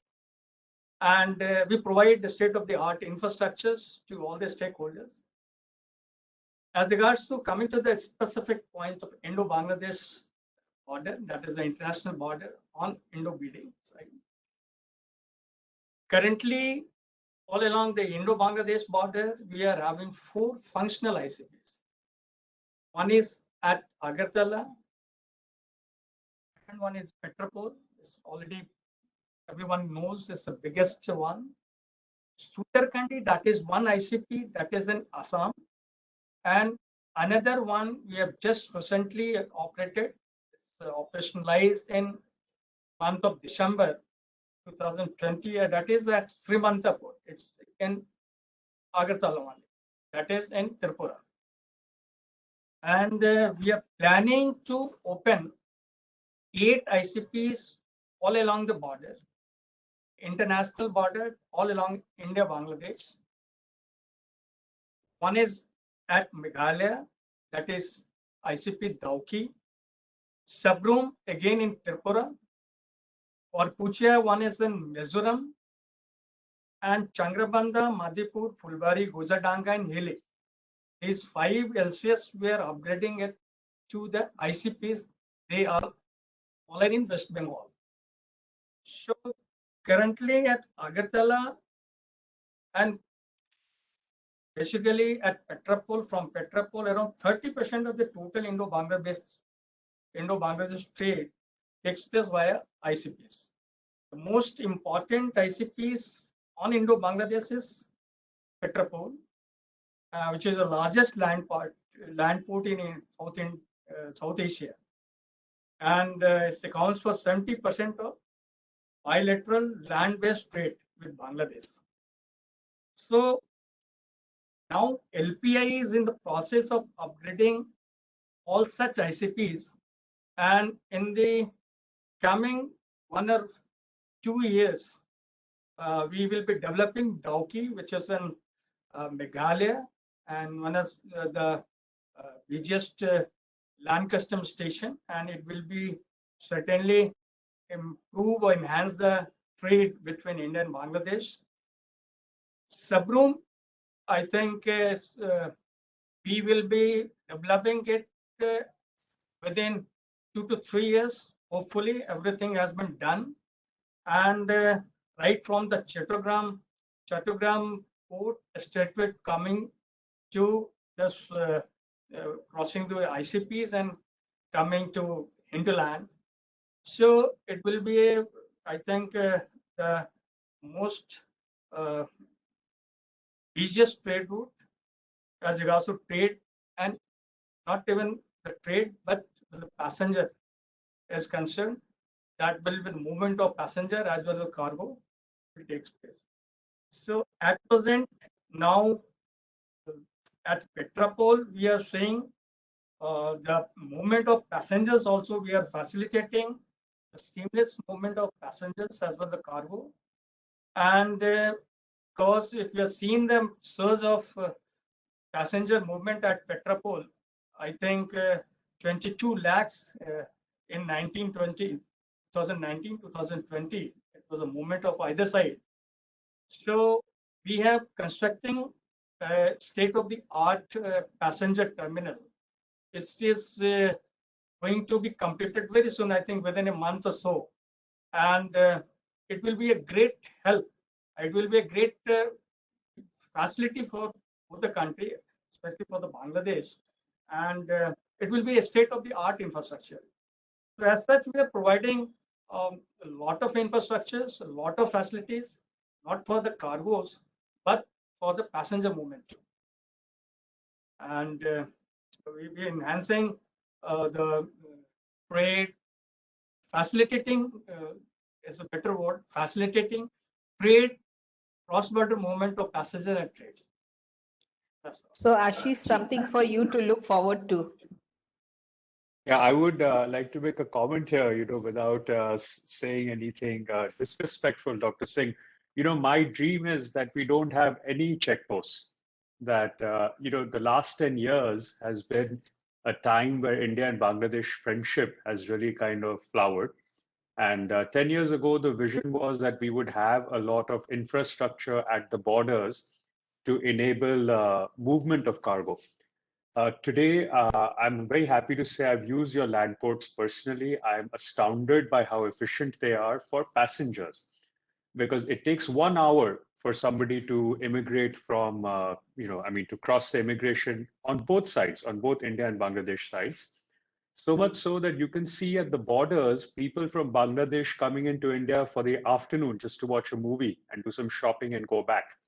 Now, a scenario like that could not have been dreamt of, 10 years ago. So I think full kudos to the Land Ports Authority of India to enable that. But the flip side is that cargo can take up to 3 weeks to transit that exact same checkpoint. And not just time, there's multiple handlings. The cargo has to be offloaded from Indian trucks, then put onto a Bangladeshi truck, taken to the other side, again offloaded, custom clearance has to be done. It takes a very long time. So I dream of a day when that movement is at least as seamless as the passenger movement today, where that crossing of the border can be 1 hour. Already within India, I think we have made a huge, sea change with the GST network by removing our internal borders. And I think a similar type of a mindset, if we keep for our Indo-Bangladesh road trade, to make it digital, to make it seamless, to make it risk-based assessments, I think that the figures that we were talking about earlier, about 200, 300% increases in bilateral trade, that really would be the way to make that happen. So, Mr. Singh, with a request, that is something which we will be looking forward and we'll be presenting as ICC to the LPAI, so for you to put it forward. So just, since we've already got a paucity of time, just rushing around, my last question, is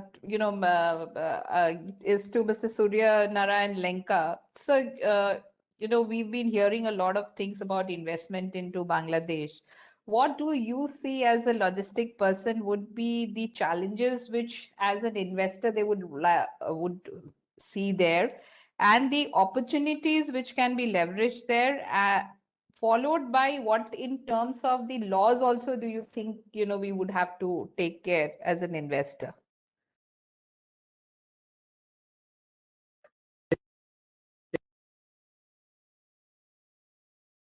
Am I audible? Can you hear me? Yes, sir. You're audible, sir. Yeah. Thank you very much for giving me an opportunity to listen to all the speakers who talked length and breadth about logistics as a subject.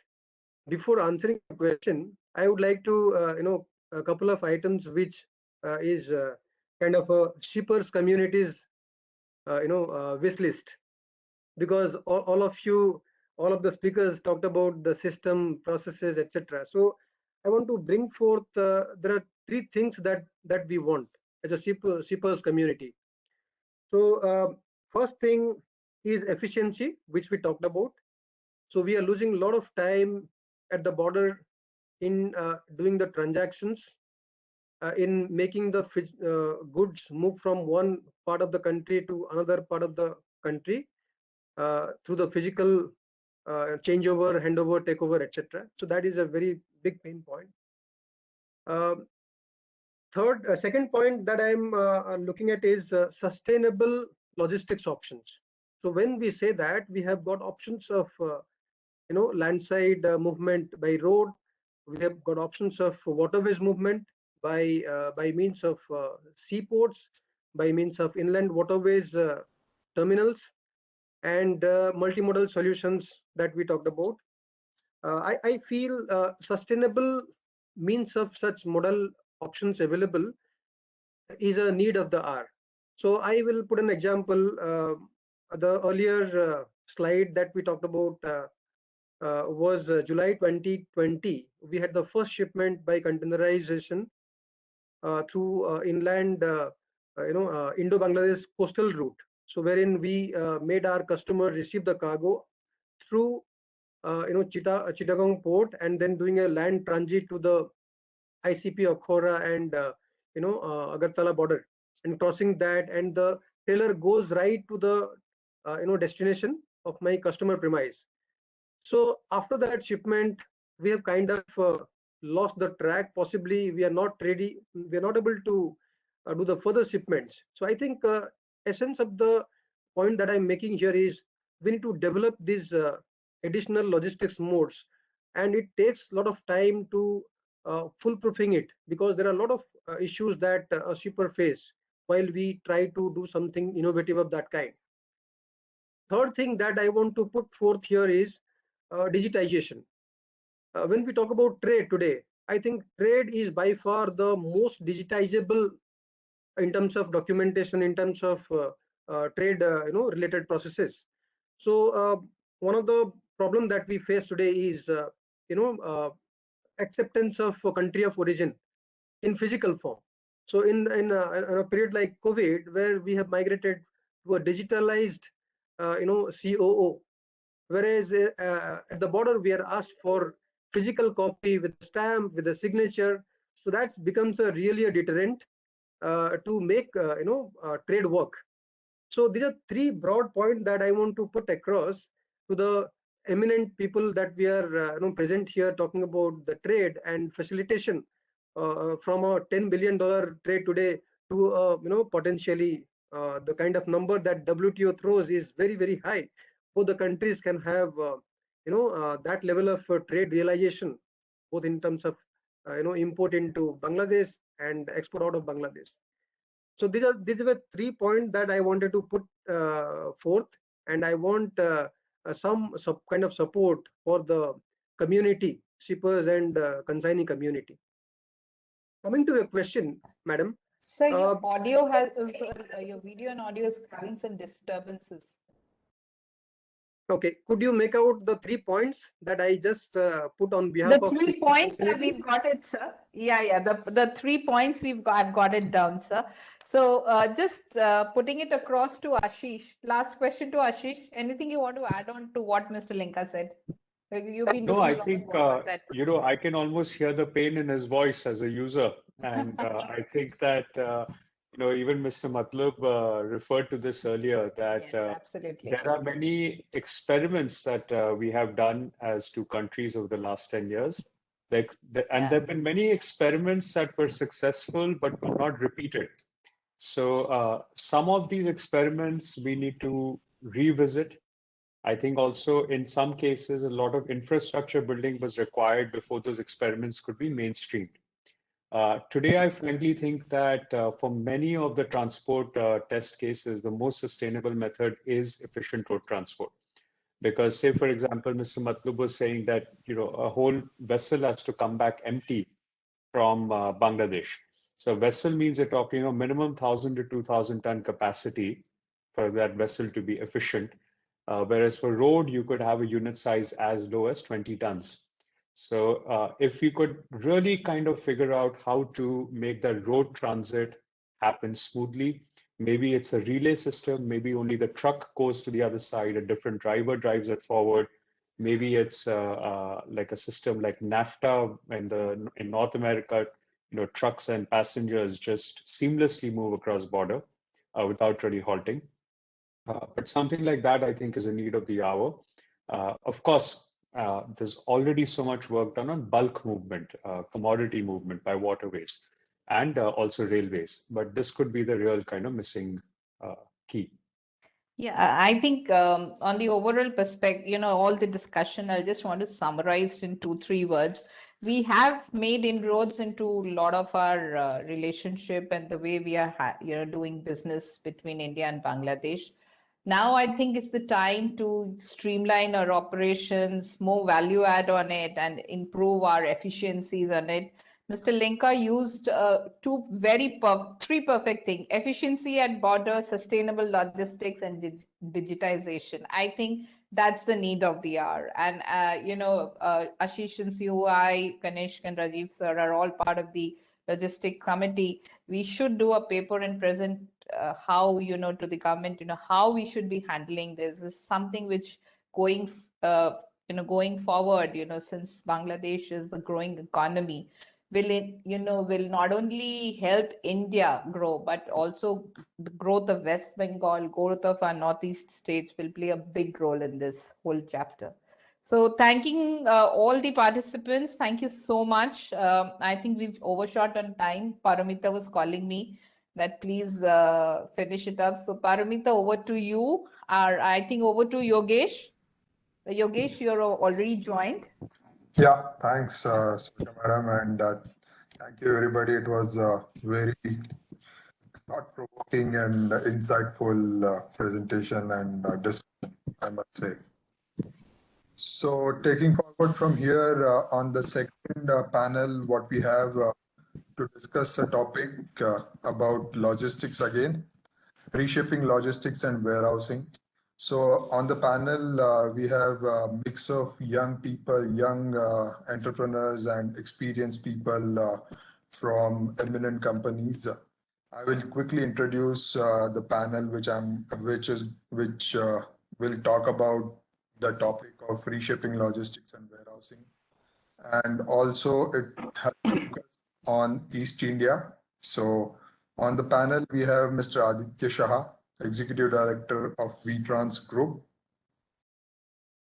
Aditya Shah has been the youngest director in the family-run business, and after doing his master's in finance and investment from Nottingham University, he has joined the family business and run it successfully. He takes care of human resource, technology, and marketing side of the business. Welcome, Aditya, to the panel. We have Mr. Ryan Oliver, Vice President and Business Head of Contract Logistics at Agility India. He is a keen strategist with more than 35 years of experience in supply chain and third-party logistics. And he is a highly process-driven person with an eye for details, which is very good. And he has also managed multinational teams during his previous stints with DB Schenker, Eastman Kodak. Welcome, Mr. Ryan Oliver, to the panel. Thank you. Also, we have Mr. Gauri Shankar, Head of Investments from Ascendas First Space, in logistics and industrial developer out of India. Gauri Shankar heads the investment and investment function at Ascendas First Place. He has more than 20 years of experience in real estate and private equity investments, fund management side of it. He is being deputed to the Capital Land platform, which is previously managed funds worth of $800 million for India private equity businesses. He is also responsible for investment, fund management, and asset management side of for Ascendas First Space platform, which is focused on logistics and industrial infrastructure development in India. Before working with Ascendas Space, he has worked with Deloitte, Acacia Capital, and Samba Financial Group, to name a few. He is an alumnus of London Business School. Welcome, Mr. Gauri Shankar, to the panel. Thank you. Pleasure having.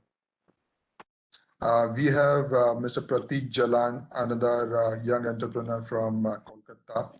He is the director of Jalan Builders and recently successfully closed first private equity fund investment deal in Kolkata or eastern part of India in logistics and development infrastructure sector with Sander Investment. He has basically done his bachelor's from University of Cardiff, UK, and worked in other corporates before joining the family business of Jalan Builders. Welcome, Prateek, to the panel. Thank you, Yogesh. And last but not least, we have Mr. Ranjit Kedia, founder and CEO of Last Mile Transtech Private Limited. He's a hardcore supply chain operations specialist with more than 15 years of experience in delivering complex supply chain solutions to the clients like Havells, Otis, Bajaj, Dell, G, to name a few. There is a company 6 years back, which provides end-to-end solutions in a time-bound manner to the clients. And before that, he has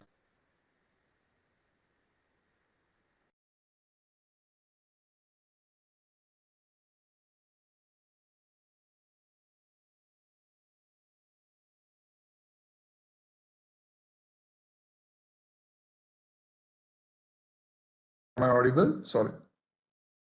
Yeah, it actually just went off for a while. Okay. Yeah, we can hear you now. Oh. Yeah, welcome, Mr. Ranjit Kedia, to the panel. So I think I will start with supply chain folks on the panel. Ryan, question to you. In your opinion, what is driving demand for logistics and warehousing in general, and where more specific to the eastern part of country? Well, am I audible? Can you hear me? Yeah. Yeah. Okay. We have seen, from business perspective, retail and e-com is definitely growing. And of course, the pandemic to some extent has contributed in the e-com business because started kind of ordering online. 3PL industry by itself is growing, so they are creating a demand, because there's a push to developers to start developing more and more facilities in and around Calcutta, particularly. We've also seen growth happening in the surrounding states like Guwahati, Ranchi, Patna, and stuff like that, which earlier was not happening. Some of the drivers from an industry perspective, we are seeing are, the high tech, whether it's communication, whether it's computer hardware. Of course, the FMCG segment has been there, it will be there, and it's going to continue to grow. The FMCD is growing, the consumer durables segment is also growing, and they are one of the large occupiers today of footprint. They are growing largely now in East. We are seeing that happening. We get a lot of inquiries coming in for these kind of things. We all know that the automotive and manufacturing is already there, and that is one of the sectors also. And of course, government exports. So this is some of the thoughts that come to mind in terms of which are the industries that are driving the business and helping this eastern sector grow. From, let's say, from a warehousing perspective, we've seen concentrates happening around, let's say, particularly in and around Calcutta, Sankrail, Dankoni, which is growing. We have Madhyamgram because these are along the highways. But apart from that, I think there are certain other places also now. We are seeing some traction happening on the warehousing structures, Durgapur, Tejpur. So some of these belts, we are seeing a lot of traction. Does that answer your question? Yeah, thanks. So coming to the warehousing infrastructure provider, Pratik, question to you. How do you see this logistics infrastructure has evolved over time, especially in eastern part and Kolkata to be specific? Thanks, Yogesh. Firstly, I'd like to thank ICC for having me a part of the summit. For your question, Yogesh, logistics in the East has grown threefold in the last couple of years. We have got a lot of interest from MNCs and from investors from around the globe, and we've also proven to be one of the best performing states in terms of distribution and consumption. As one of the speakers earlier said that we are almost catering close to 45 to 65 crore people, including our own state, neighboring countries, and states. So I mean the demand has really risen, and because the demand has risen, the infrastructure has also really evolved. We have really upgraded ourselves. E-commerce has been the main driving factor, and they are claiming to have 25% of their turnover from eastern parts of India. So the logistics in the last 3-4 years from class B asset is going to a class A asset. So that is why we've now started terming it as a grade A logistic parks or grade A developments. Because with all these private equities and institutional developers coming in, they have really educated the market, and they have given us a lot of know-how of how things are done in Western developed countries. So on the whole, the infrastructure is upgrading a lot. Thank you. So coming back to Aditya, it's more on a operations logistics side. What is you are facing when operating across India and especially in the eastern markets like Guwahati, Kolkata, Bhubaneswar? So yeah, thanks for having me on the panel. So yeah, I think we being into the logistics space and specifically into the surface transport, which is road transport, we know how each geography of the country behaves typically in terms of the client, the infrastructure, the policies. Uh, if we talk about specifically the eastern parts which you mentioned, I think some of the challenges which we generally face are on the the road conditions, the traffic congestion part. Sometimes the need for or the ability to source the right kind of talent at some of the places also keeps becoming a challenge. And one big hindrance that we definitely face is the availability of loads, for returning the vehicles which terminate in the east. I think that's been a perennial issue. It's, I think, a function of the kind of industrial output and the production is there. So I think the holding period of vehicles in the east, for the vehicles which are moving from all parts of the country has always been a kind of an area where I think most of the players in the transport segment would have certain, challenges. Sometimes I think, the weather conditions also, as well as, the local dynamics which come into play, which result into, closure of business for certain period of times or slowdown of business, I would say.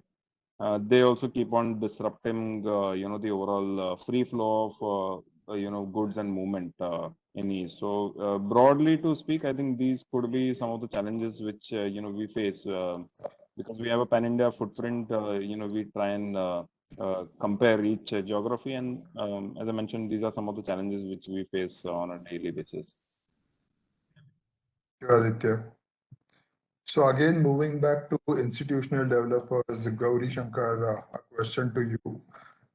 For institutional fund developers like Asenda's First Place, how do you see the investment climate in logistics and industrial sector evolving in eastern part of India? And a follow-up question would be, what are your plans for the East? Yeah. First of all, thanks for inviting me, and hello to everyone on the panel and those that are participating as well.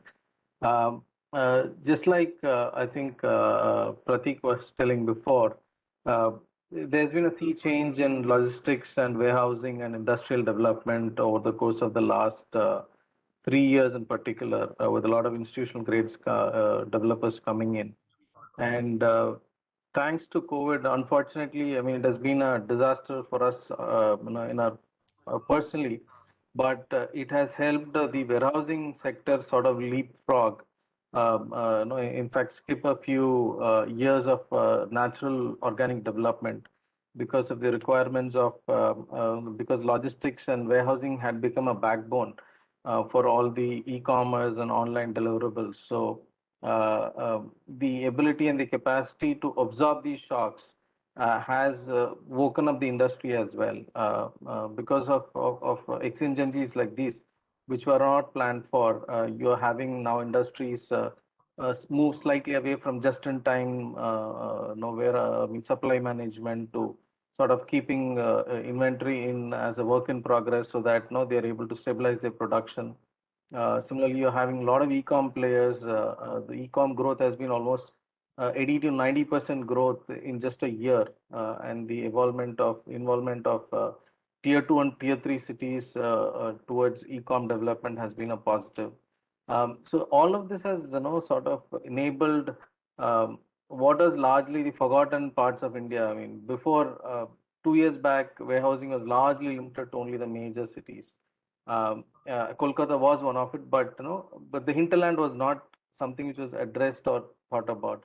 Now the hinterland is also becoming a major driver force, and I think there are recent research which shows that the amount of online ordering that happens in tier 2, tier 3 cities is much more than what is happening in tier 1 and tier 2 cities in terms of the growth factor, not in terms of value, but purely the number factor. So Kolkata being as a gateway to the eastern part of India and to the neighboring countries as well, becomes a very important market for a lot of institutional players.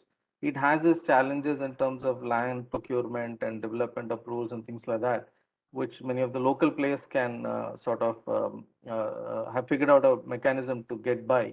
But institutional players, given they are new to the market, find it much more difficult.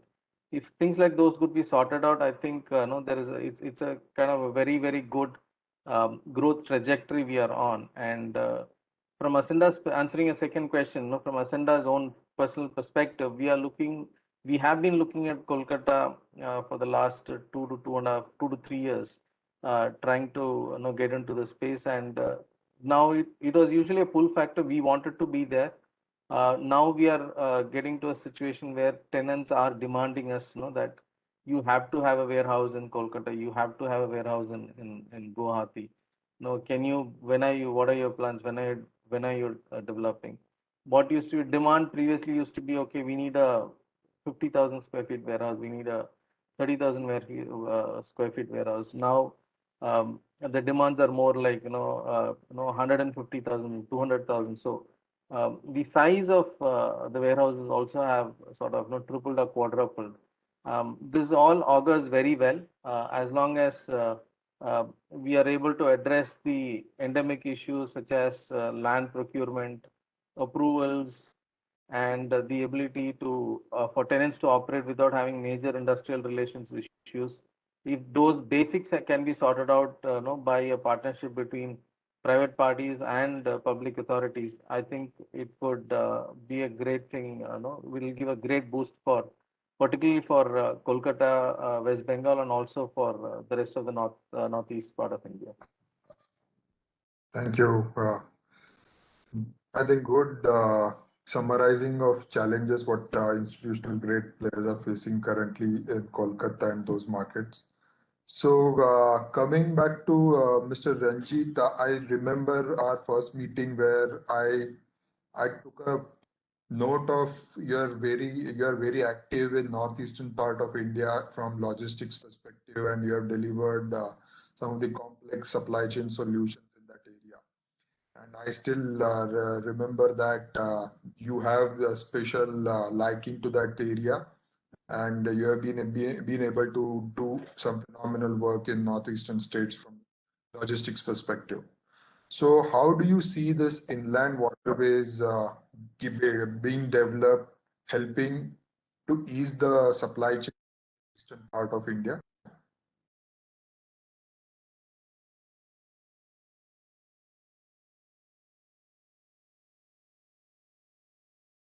I think Ranjit, I'm not able to hear you.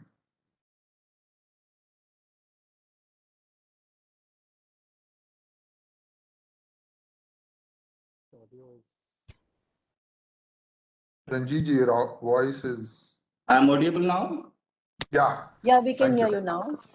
Okay. Thank you, Yogesh ji, for this platform and exploring the black hole, what you say, in Indian supply chain. Like, I feel that post GST, Indian supply chain is supposed to be, COG, center of gravity rather than political. And now we are exploring that basically. So I feel like, when we talk about Eastern India, we are always forgetting about Bihar, Jharkhand, and Odisha. Right now, I think we were discussing about West Bengal and, northeast part of India actually. I think we are, living, I think, of 25 crore people beyond that, because these 11 states together is 35 crore. And Ashish told, like, we are targeting 60 crore, means we are 50% within India. And if you see the 30 million square feet warehouse, out of that 26 million belongs to West Bengal itself.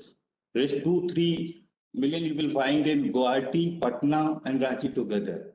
So the distribution of space is quite you can say duplication. Material goes from Delhi to Calcutta, again come back to Dhanbad and all.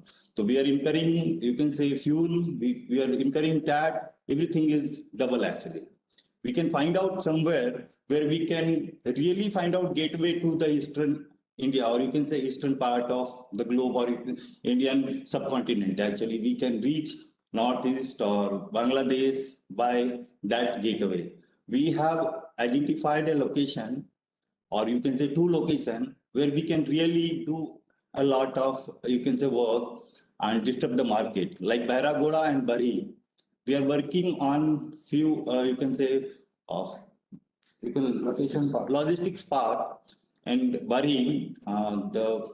We initiated this 3 year back, and exploring. We have shared this working with you also, and there are a few things like you can, if you explore this, the total market for the logistics people, like 3PL people, is 18 billion in Indian market, actually 18 billion, and the warehousing space leasing is 20 billion.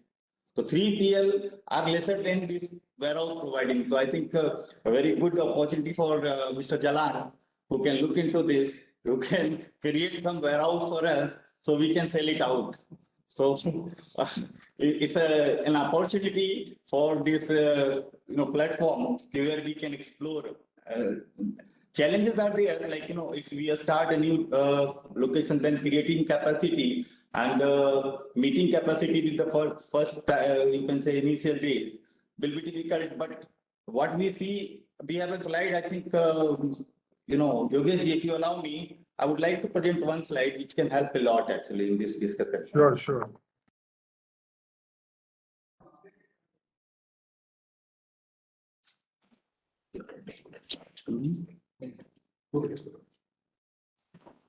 Can I share? Yeah, I think a host has to, ICC host, can you do the needful? Debabrata, can just looking into it. If you see, like, Dhanbad, Gaya, it's a part of Eastern India because they are not coming into northern part. I think up to Lucknow, we are considering north. After that, we are considering east. Bihar is always part of, Eastern India. Odisha is part of East India, and Jharkhand is also part of East India. But again, if a material is coming from Delhi, or you can say northern part of India, then it goes first to Calcutta, then again come back to Patna. Again, it goes, then come to Calcutta, even it comes up to Bihar, Gaya. So this is 900 kilometer additional work for the product actually, the inventory cost, the fuel cost, stat, everything. In fact, we don't have any aged inventory supply chain in this market. Because of the, we are not able to give a solution to this.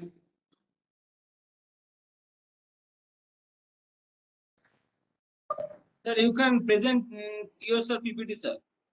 Okay, 1 minute, sir.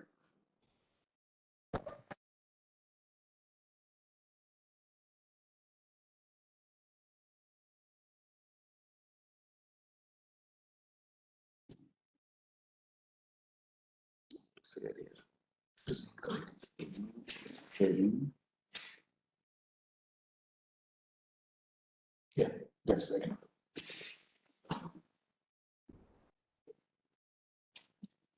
Hope my slides is visible to all of you. Yes, sir. Make it, sir, full. Yes, sir. It is visible, sir. Right? It's visible. Yeah, yeah. You can look into this slide, sir. Basically, we are targeting something.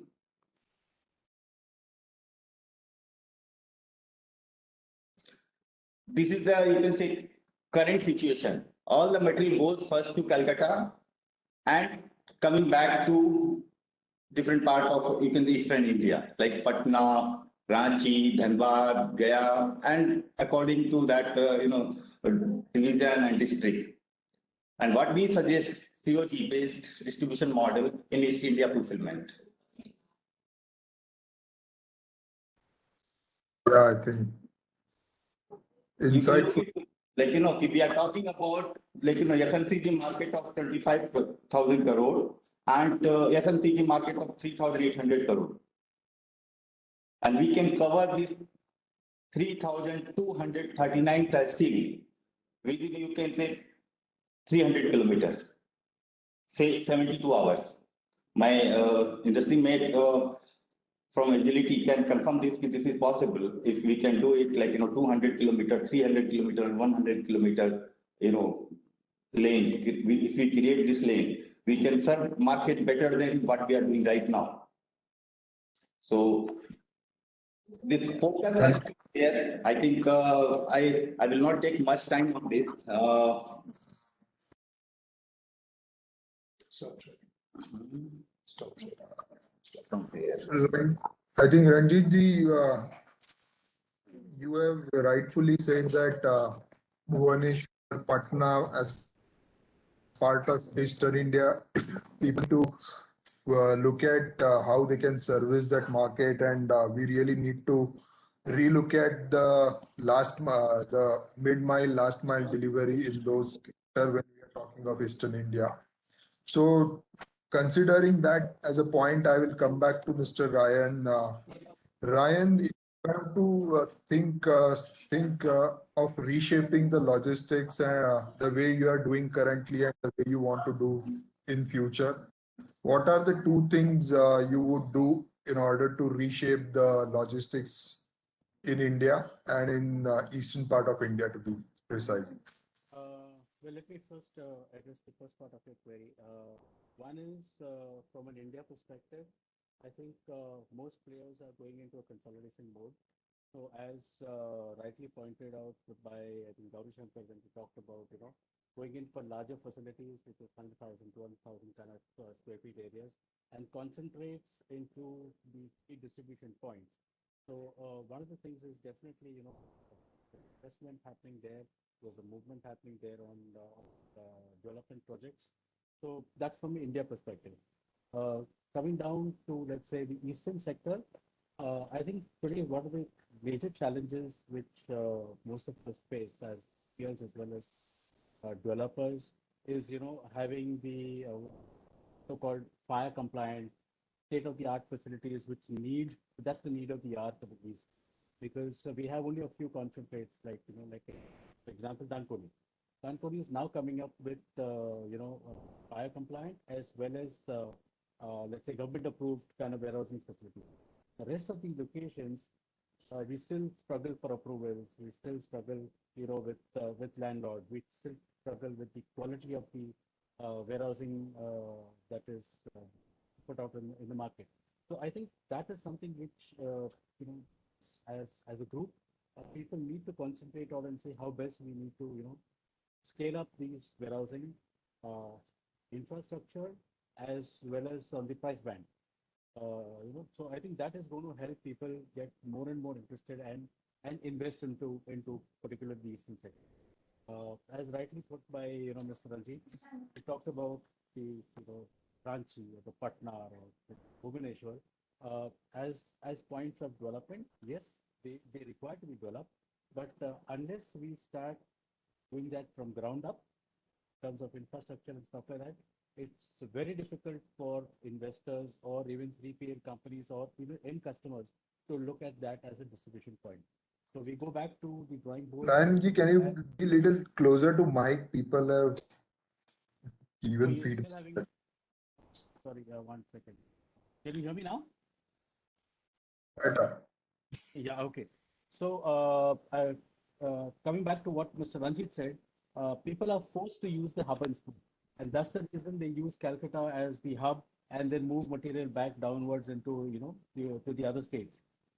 I think if we see development in the other states happening at a faster pace, people are certain to invest, and then the cost of distribution, cost of storage will come down, because then they'll use direct distribution into these centers. Thank you.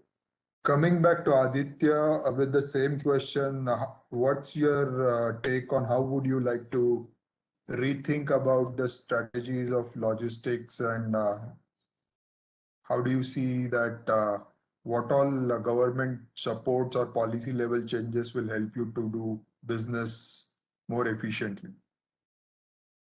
So I think most of the people have opined, and in the earlier sessions also, that it's I think a lot has to do on the infrastructure. I think that needs to keep it's already working, but it needs to always keep pace with the kind of, the industrialization, the overall economic growth of the country. So the infrastructure development, whether it is roads, rail, airports, it should not be in a lag. It should be, that could be, if it comes in the forefront, that will really help everyone achieve their goals, whether it is industry or whether it is logistics. So rather than infrastructure catching up, why not have infrastructure planned in advance? That could be a big impetus to the entire industry. And I think the right steps in terms of overall formalization of the economy through the GST, I think that is also something which is helping the overall, the sector, the formal sector, which I think needs to, continue. And however, digitally we are able to connect better as an ecosystem is going to definitely help us go ahead. And I think definitely on ground, as I said earlier, that we keep, the overall supply chains gets disrupted whenever there are, people, or whenever there are ground, when there are strikes or when there are issues on those fronts. How better are we able to tackle? Because I think these all ultimately end up, costing the industry and costing the customers. So that also is something which, if the governments, they do their part, but I think they can definitely step in the efforts for it. And I think the overall, ability to listen to each other, I think that definitely helps. I think platforms like these, more and more, if organized, I think there is an industry view which can, be transmitted through these platforms to the governments. The more interactive we are, I think we'll be able to find common solutions to problems, like how we discussed in the earlier platforms, like Indo-Bangladesh major areas where I think there is huge amount of wastage of time, efforts which goes in. So I think that's a lot of there's a lot of government intervention obviously required, not only at domestic level, but I think at between two countries to sort out. So yeah, and I think there is a lot of digital intervention which is happening. I think the industry overall, logistics industry over the last 4 or 5 years is going through a sea change of how technology is playing a part in each segment, whether it's transport, whether it is warehousing, and the total solutions part. So I think the industry is already moving in a very fast lane, and I think if the requisite support is available, from the external environment, I think we can. Why can't we really flourish, and why can't our cost, really come down as a part of the GDP? So I think these are all factors which affect. I think on the people part and the skills development, I think government is. I mean, there is a lot of initiative already being taken.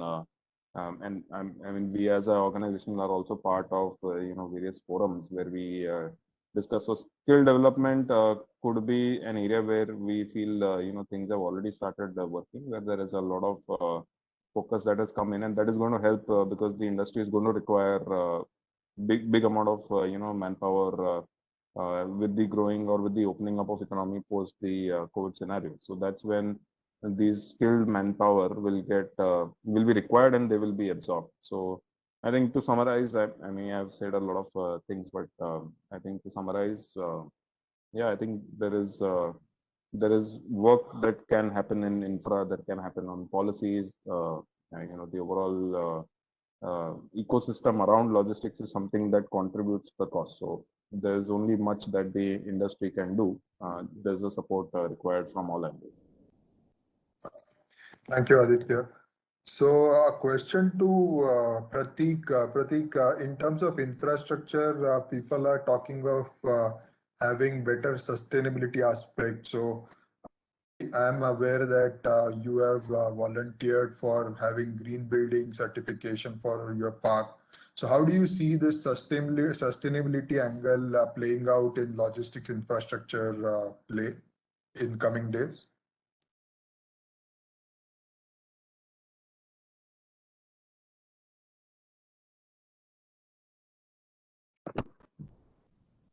Yogesh ji, Yeah. I think he's joined. Yes. I think he joined again. He was. Pratik ji, Okay, are you so I here? will.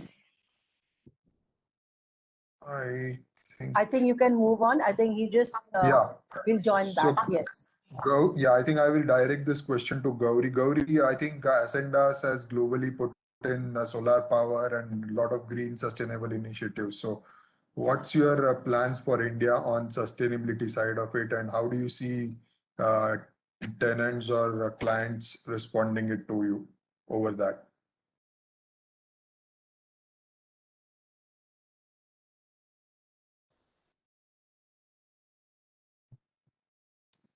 Gauri, you there?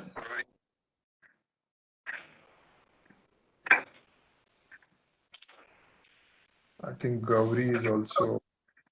I think, yeah, Yeah, I think Mr. yeah. Pratik Jalan is here. Can answer the question. Yeah, Pratik, we lost you in between. So I have a quick question for you. I was talking about better infrastructure and sustainability as a part of bettering the offering in terms of green power like solar panels and having green certifications from IGBC. I know that you were contemplating to having one at your park in Kolkata.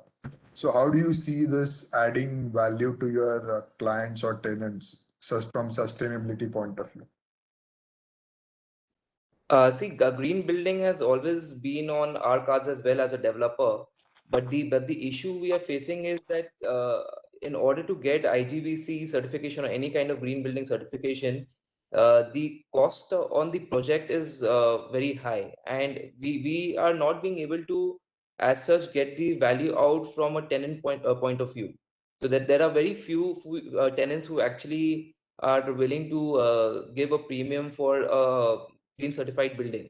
And I mean, we are still doing things like rainwater harvesting. We are still doing plantations and everything, but mainly in terms of solar.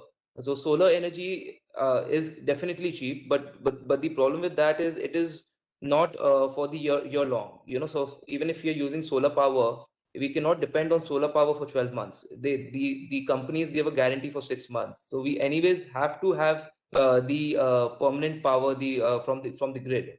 So the infrastructure cost actually becomes double, and we are not being able to take out the value by installation of such mechanism. This is Ryan. Can I just break in and address a question to Yeah, Pratik? yeah. Okay, Pratik, I'm glad this Yogesh, thanks for bringing up this as a topic. Agility we've been trying to actually get onto a solar-based, power solution, at least a part-time solar-based power solution for the longest time. The challenges we are facing is number one is because of course, the cost in terms of what are the footprints that you want to install your solar panel, and largely the solar paneling in the warehousing 3PL business is what to power up your computer systems, your material handling equipment, recharging, and so on and so forth. So it is not a very high density kind of requirement, but so the cost of investment versus the ROI on that becomes very expensive. That is one. Two is most at least all our warehouses are on long lease to landlords. So you're going to be installing a solar panel onto a warehousing kind of structure where we don't know what is the longevity of that contract, because everything is customer based. If the customer decides to exit, more often than not, you may have to exit that location, or it becomes unviable. I think the third question, which is more important, was we've been hearing for the longest time that service providers or solar panel, you know, uh, power suppliers will eventually be able to sell back to the grid, thereby making the proposition very viable for third-party logistics service providers to maybe install at their warehouse. What is your take on that? Do you think that the government will finally approve the sell back power to the grid so that becomes cost effective?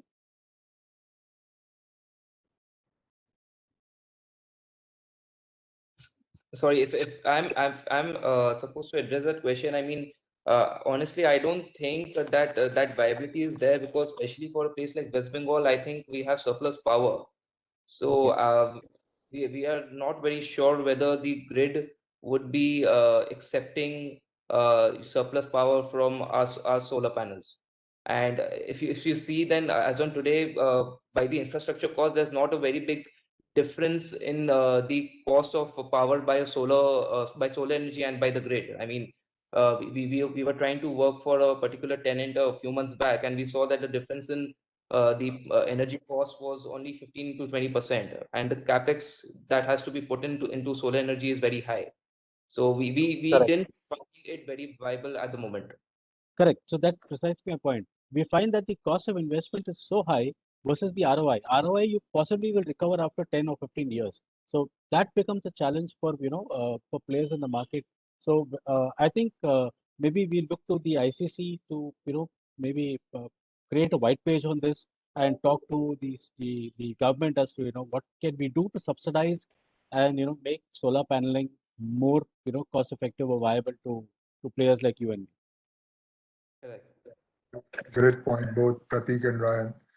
And coming back to Ranjit ji, I think I just wanted to pick your brains on how the technology is disrupting the supply chain solutions. How are you seeing that happening in real time? And how it has impact on not only transportation, but on warehousing side of infrastructure.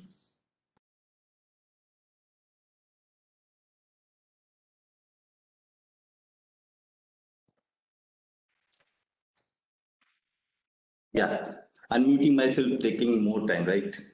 So, yeah, yes, this digitalization, we can say, like, we are doing last mile delivery, or you can say real time delivery, and visibility control, as well as cost effectiveness. These three things are key when we talk about technology enabled supply chain.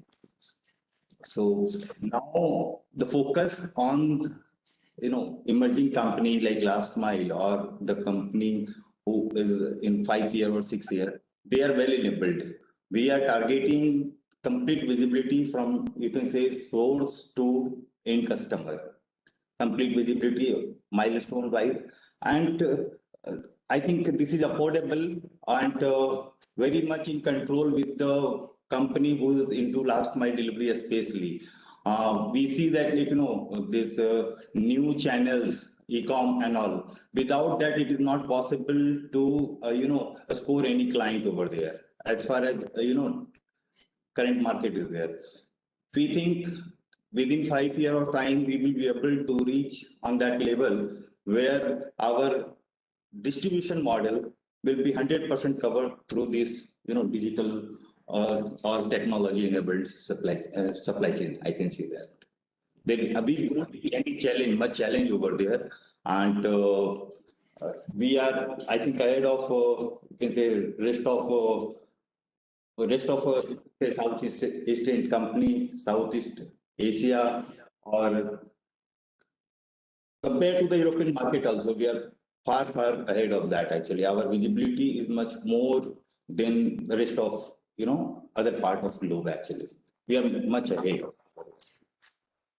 Okay, yeah, just same question to Aditya and Ryan. How do you see the technology affecting the warehousing infrastructure? Basically, what additional infrastructure requirements you foresee you need from developers like Pratik or Ascendas to cater to digital revolution you are seeing in?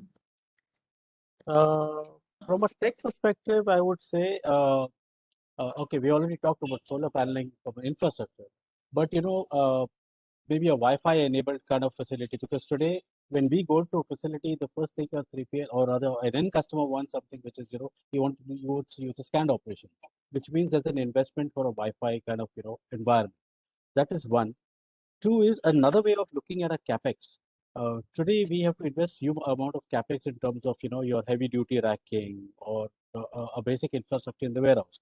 Another way of doing this would be if, let's say, developers they come equipped with a floor plan, with the racking, and build that into the cost per square foot in terms of the rentals. It just takes the need for third party logistics companies to invest a huge amount of capex, because again, once the capex is built into that into the projects, then you are actually stuck between the devil and the duplicity. The customer decides to exit, or if landlords, for some reason ask you to exit because of escalating rentals or whatever happens, you have a capex commitment to do that. So if developers could start looking at coming out with solutions of providing a fully equipped warehouse, and build that into the cost per square foot, no problem. At least that asset remains there; it becomes a fixed asset for you. 3PLs come in just to kind of operate in that facility. That is just a kind of off the cuff opinion I could give. Aditya? So I think from the technology angle, I think what our requirement could be different, because we are into transport. I mean, our we are not as big as in the warehousing segment, but we need warehouses for our hub management or transshipment management, which I think basically the internet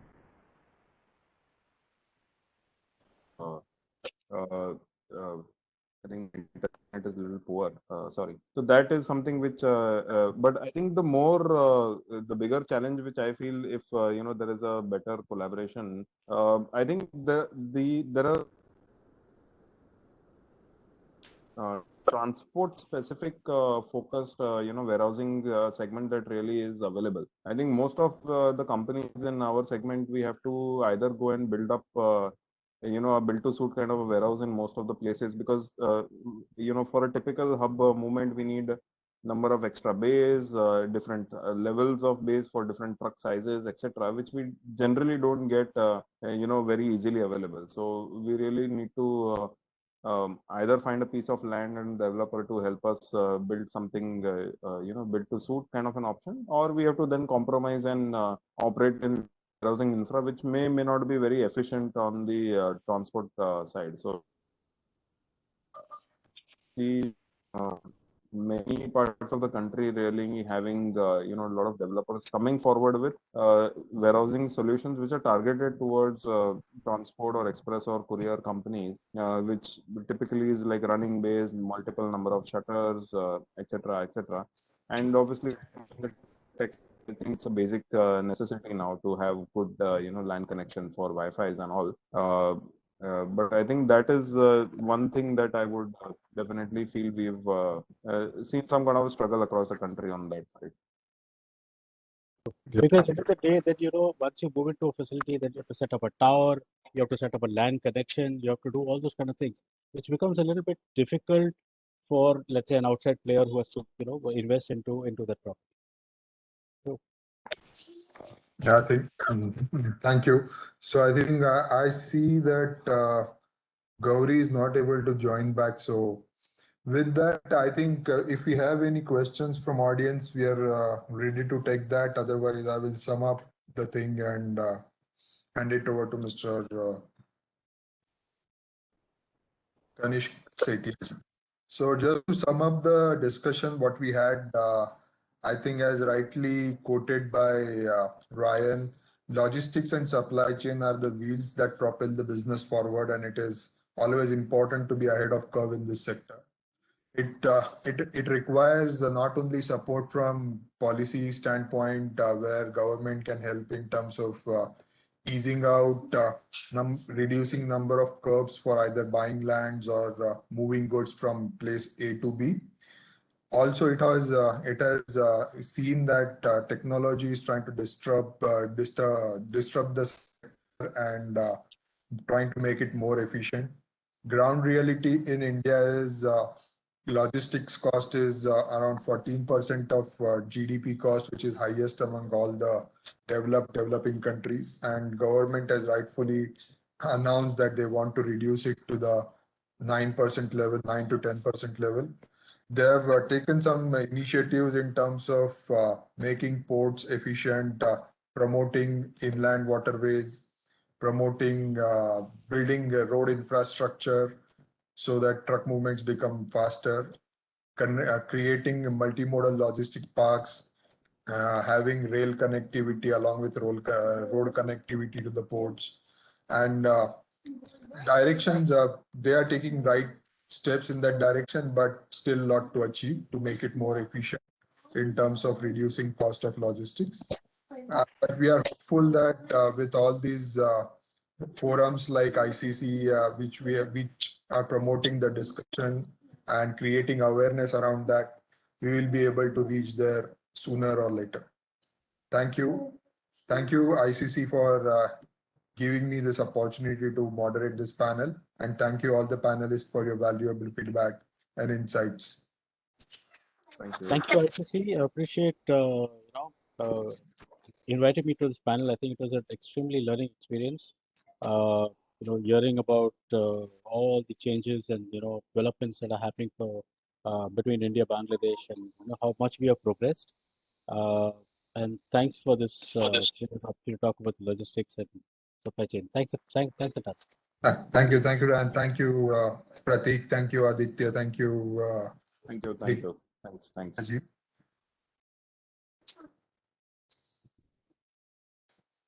Thank you. Thank you to all our speakers who has addressed this session. And our sincere thanks to JLL who has supported us in organizing this event. Thank you to the Deputy High Commissioner of Bangladesh in India, based out of Kolkata, the Honorable Minister who addressed us, and Matlu Banerjee, a friend who has always addressed us for years. Thank you, sir. Captain Mohammed Tarafdar, Calcutta Port Trust Deputy Chairman, Mr. Mehra, Dr. Basil, thank you, sir. Mr. Ashutosh Gautam, Mr. Ajit Kumar Singh, Surya Lenka, sir. Thank you very much. Thanks for sparing your valuable time. We thank very sincerely Mr. Aditya Shah, who I know has a very busy schedule, but he still stayed with us. Thank you, Mr. Shah, Mr. Ryan, Mr. Pratik, and Mr. Ranjit Kedia. Thanks, all of you, sir. So it has been a very engaging session, and we will definitely come up with some outcome, some recommendations from ICC, and we'll share it with you all for expert views. And thanks to all the attendees who has attended the session in spite of it being little outstretched. Thanks to the members of the press who has covered our session. Looking forward to having similar interactions in the future. With this, we end today's session and looking forward to meeting you all soon. Thank you.